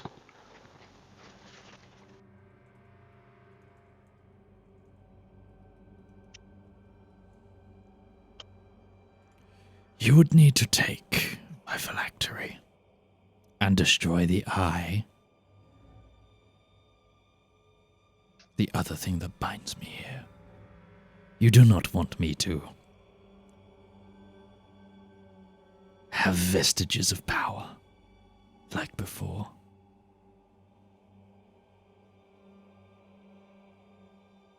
I can believe that. Like I said,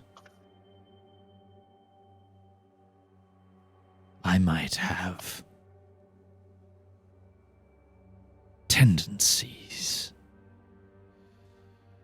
or desires that do not align with your view of the world. Yeah, you ruined my capital. I might be what you would call evil. But I am truthful. I'm not lying to you.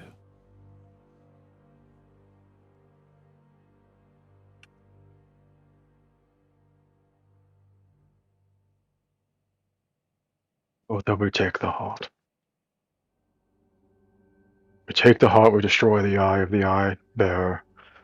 We finish the binding of him here. If he tries to escape when we get out into the world,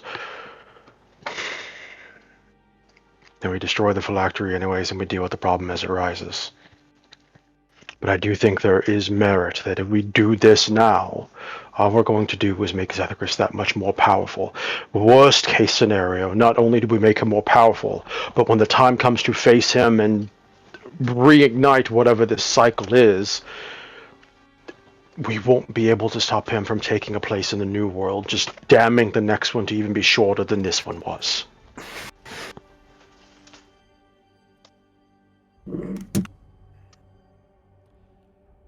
I'll even tell you how to destroy my phylactery.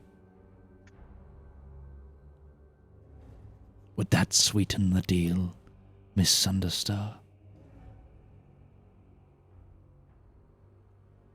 You're glaring at it. The mental calculation in her mind of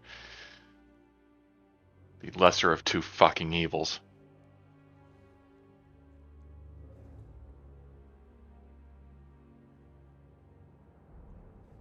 Right now, I don't think it's a lesser of two evils. This is an evil that is currently in two parts, and if we destroy one part, it's not destroyed, it is just merged with the If I have second learned evil. anything, Valymr, it is that my worst impulses have always led to disaster. I am impatient and always desire more power, even if I wish to do good with it. I don't have the tolerance within me to allow something like this to exist. However, I have also learned that I am not a one-woman show and cannot do this by myself. I need you both as my guardrails. So I will defer this action to you. I'm just gonna look at Zara and see. Can I make an insight check on like her vibe? Is she? Because she's been awful silent. Mm-hmm. Because we all forgot she was here.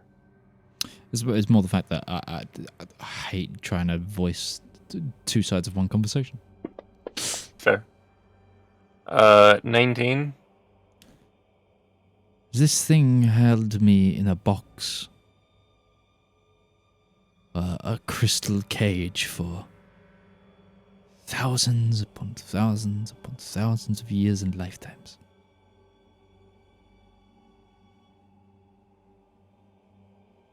Did I deserve it? Probably. I killed a lot of his people. I say we destroy it now and just destroy whatever it is, whoever comes next.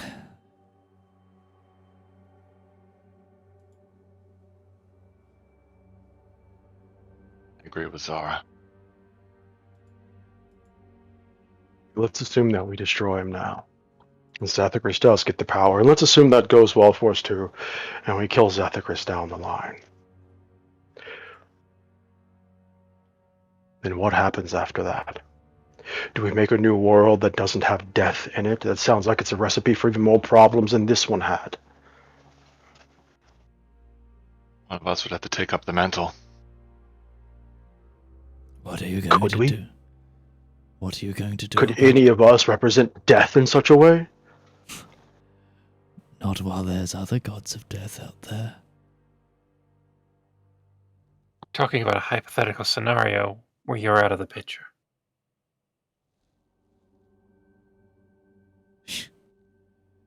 Have you opened a religious almanac at any point? Who within the Nine Lights is the god of death? Hold up. Wait a minute.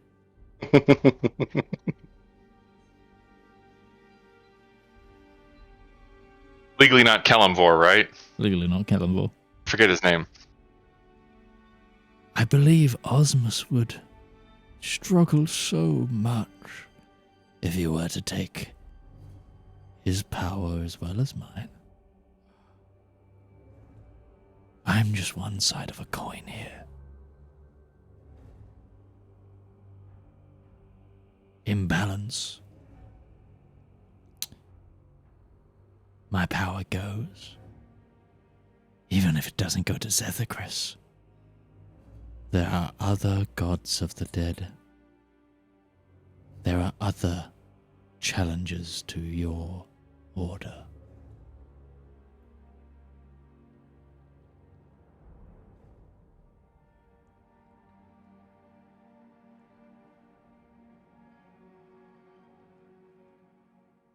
This great and pleasant day happened. The three that became the king who never was.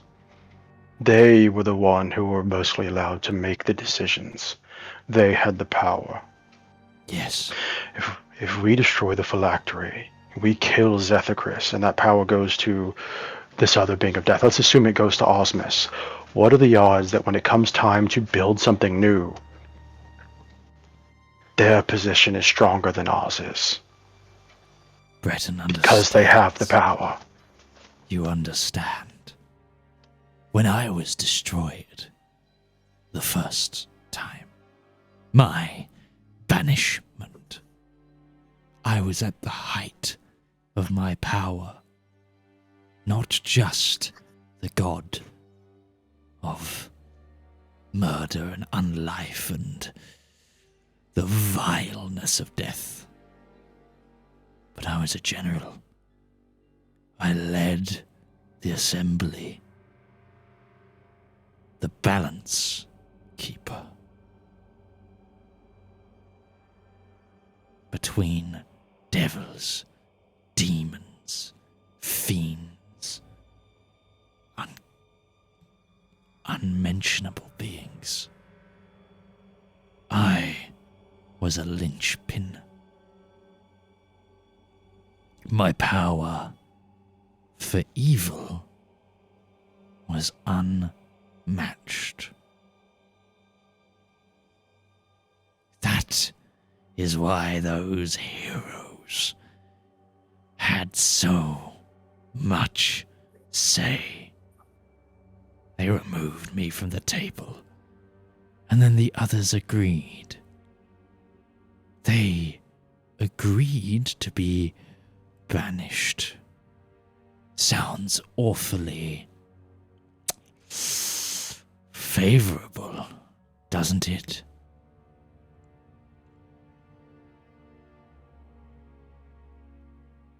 Now tell the second half. Why were you excluded? Because I was already gone.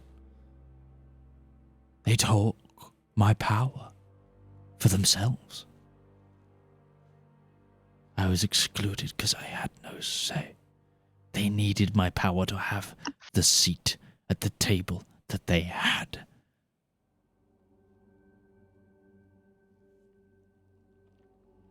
There wouldn't have been a table if you weren't out of the picture. No. We would have kept going. That's the beauty. You're saying that the party attacked you? No, I'm not saying that. Well, I'm saying in the scripture that you have, the Battle of the Banishment, it is no coincidence that I am the only one who never had a seat at the table.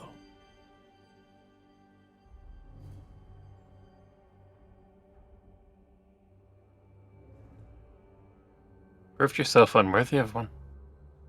Perhaps. I think you're dodging the question. But look where that got them. Got my good millennia of peace. Yeah, everything was fine until you started fucking with it.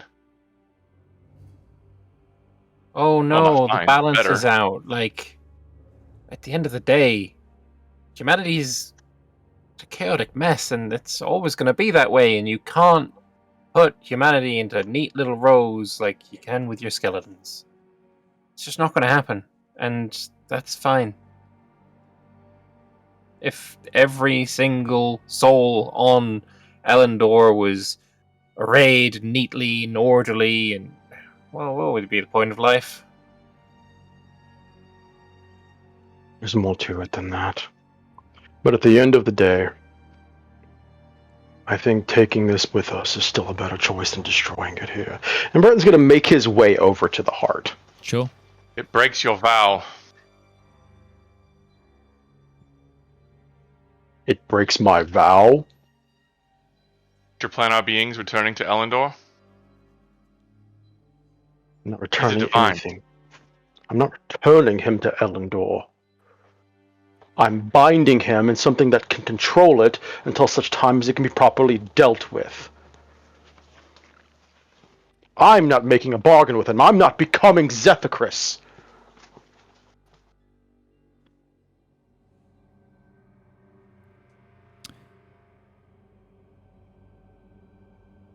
Should you wish to destroy me, here is what you must do.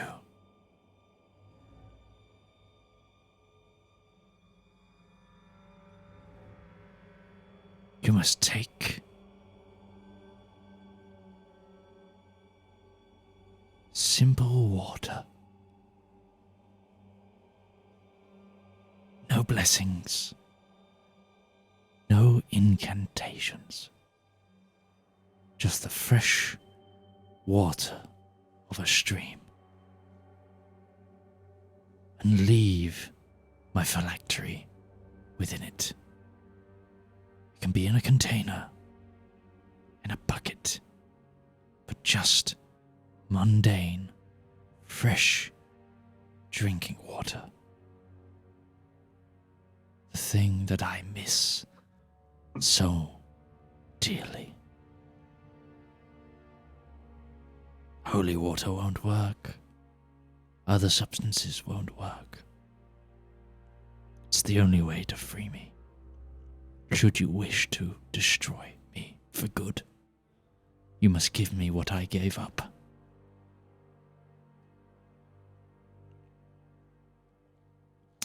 To destroy the eye is much simpler.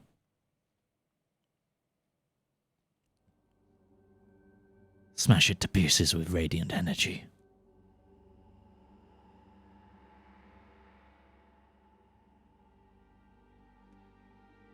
Adventurers, we are at a culmination. The fate of the world will be yours.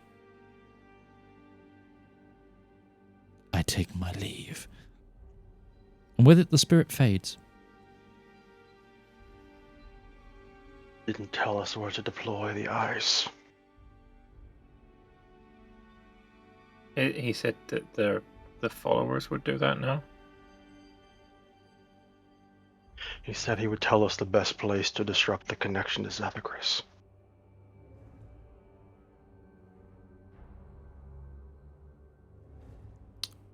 Do you head to the table where the phylactery actually is?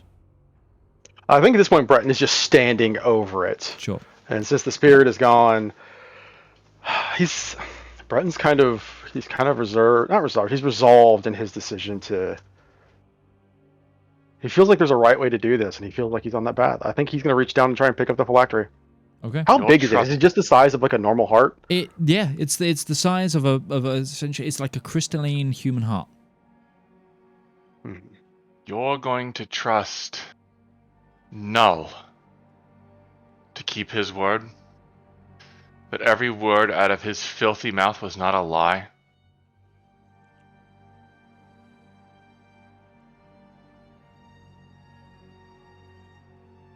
How many people has he killed in our home? How many homes destroyed? How many crusades have been waged in the name of good that gods had no true part in? I'm not claiming Null is innocent, but I also think that in a situation such as this, maybe there is a good reason for him to be honest with us. If he hates them as much as he has hated everything, telling us the truth is the best way to get what he wants, even if he doesn't get what he wants.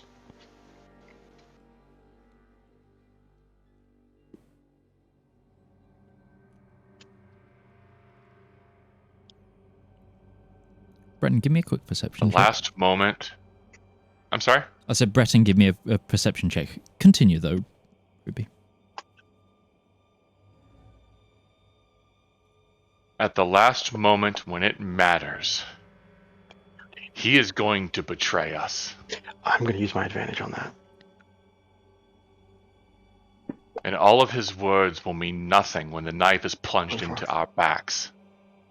When the choice that we were supposed to make will be made by him instead. I am perplexed that you cannot see the obviousness of that trap. He couldn't get to the end. He wants to. His forces couldn't do it. We're the new ones. We're his vessel for it. You're taking him to the end game.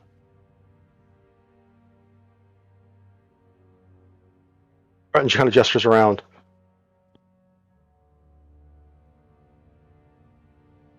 So you would scorch everything and just trust that it works out in the end. You would burn the force or trust that the bandits that are in it would disappear. Finds a way, Breton. I think we need to find a bar. That bard has been manipulating us from the beginning, too. You realize that, right? Everything has been a manipulation. Getting here was manipulation. Standing here right now, the Retberry, being kidnapped, facing everything, saving Joanna, everything was a manipulation. Every single moment. Do you think Noel is the reason that we're standing here now? Do you think it was part of his grand plan that we end up in this room deciding to take the heart? I think he's playing improv. I don't think he was lying about losing his hand. Or his gambit, excuse me. That I do believe. But I think he's trying to make the best of a bad situation. And he's taking his last shot in the dark, playing on the hopes that we'll get him to the end, playing off of our good nature. Well, if what he said is true, and he told us the only way to destroy his phylactery, then it doesn't matter, does it? God forbid a god of the dead could be lying. Okay? Then if it isn't true, and we can't destroy his phylactery, then what's the point of the argument? Like, Breton at that point, in frustration, will just take the blade of equilibrium and just slam it down on the phylactery. Okay. Ding! It bounces off. Breton. Gestures at it. As well, as you like complete your swing, you kind of look up and you glance at the desk. There's a set of papers on the desk that like with the swing of the blade, like they blew. Like you hefted it through the air enough that enough of the stale air down here, like, and it uncovered one. Looks slightly different to the rest.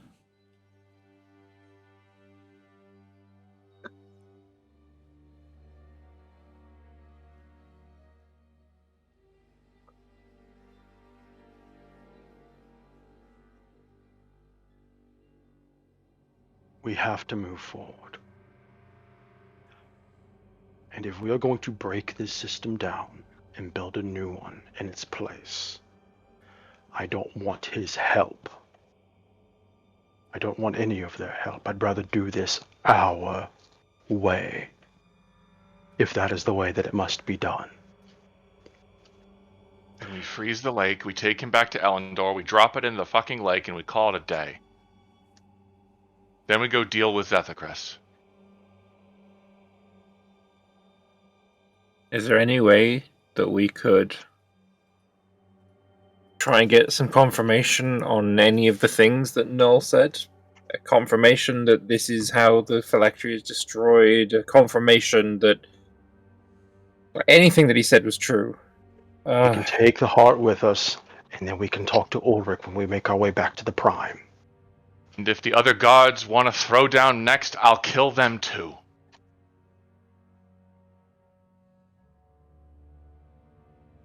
My point being, taking the phylactery with us, even just for now, is the safe option, even if it doesn't seem like it. If we're not going to destroy it now, then I agree. We should take it. I do not know what kind of... If it is an object of supreme evil, in the way that it is, with that, when you all leave this plane, when we all go back, there's no telling what will happen to this castle with it here. He survived here once. The shroud that you had, Valymr, Null's shroud, was a fragment of his power. Taking this, the essence of a god to Elendor, is defying everything.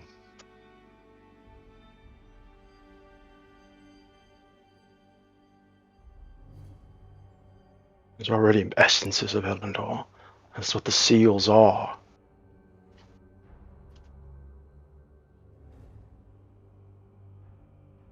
Or are you suggesting that we take this phylactery and throw it to the bottom of the lake before we freeze it? I think we could freeze it here. Or destroy it here.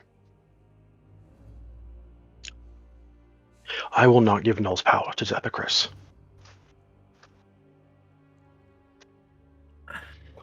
We came here. Our express intent and purpose for coming to this plane was to sever the connection between Null and Zedaar. Null was giving a fraction of his power to Zedaar. It was too much for us. We wanted to sever that connection. Taking a risk that Zedaar will take more than what we were already afraid to face on its own is... well, it's certainly a risk. We're a lot stronger now than we were then.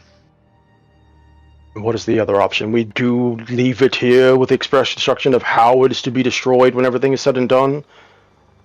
That they freeze the lake when we're gone, they hold onto the phylactery, and when Zedaar is done, we send message that the phylactery is now to be dipped in clean drinking water? Work. You would trust anyone but us to watch over it. I don't trust anything right now, Breton, but I certainly don't trust a fucking god! That much is obvious. That much has not changed. Then, Ruby, I think there is a simple question. If you do not trust my kind, those that I sired from, the gods, do you trust Breton?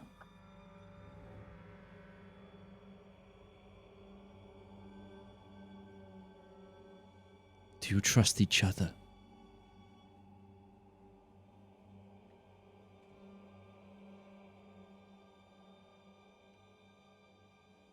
Before I have to. Because I don't trust myself. That's why it's faith. Bren hasn't had a chance to look at that piece of paper, but now that there's a... I think if there's a lull in the conversation, he will look at it just to see what's there. Sure. If it's so obvious to his eye. Yeah. The piece of paper is what seems to be like a map of this plane.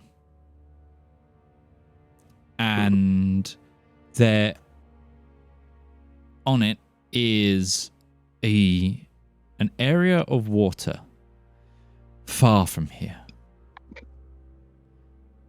called the Aorta.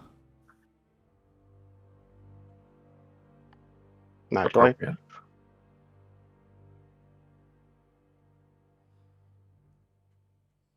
Might be a decent place I think to Breton... put your device.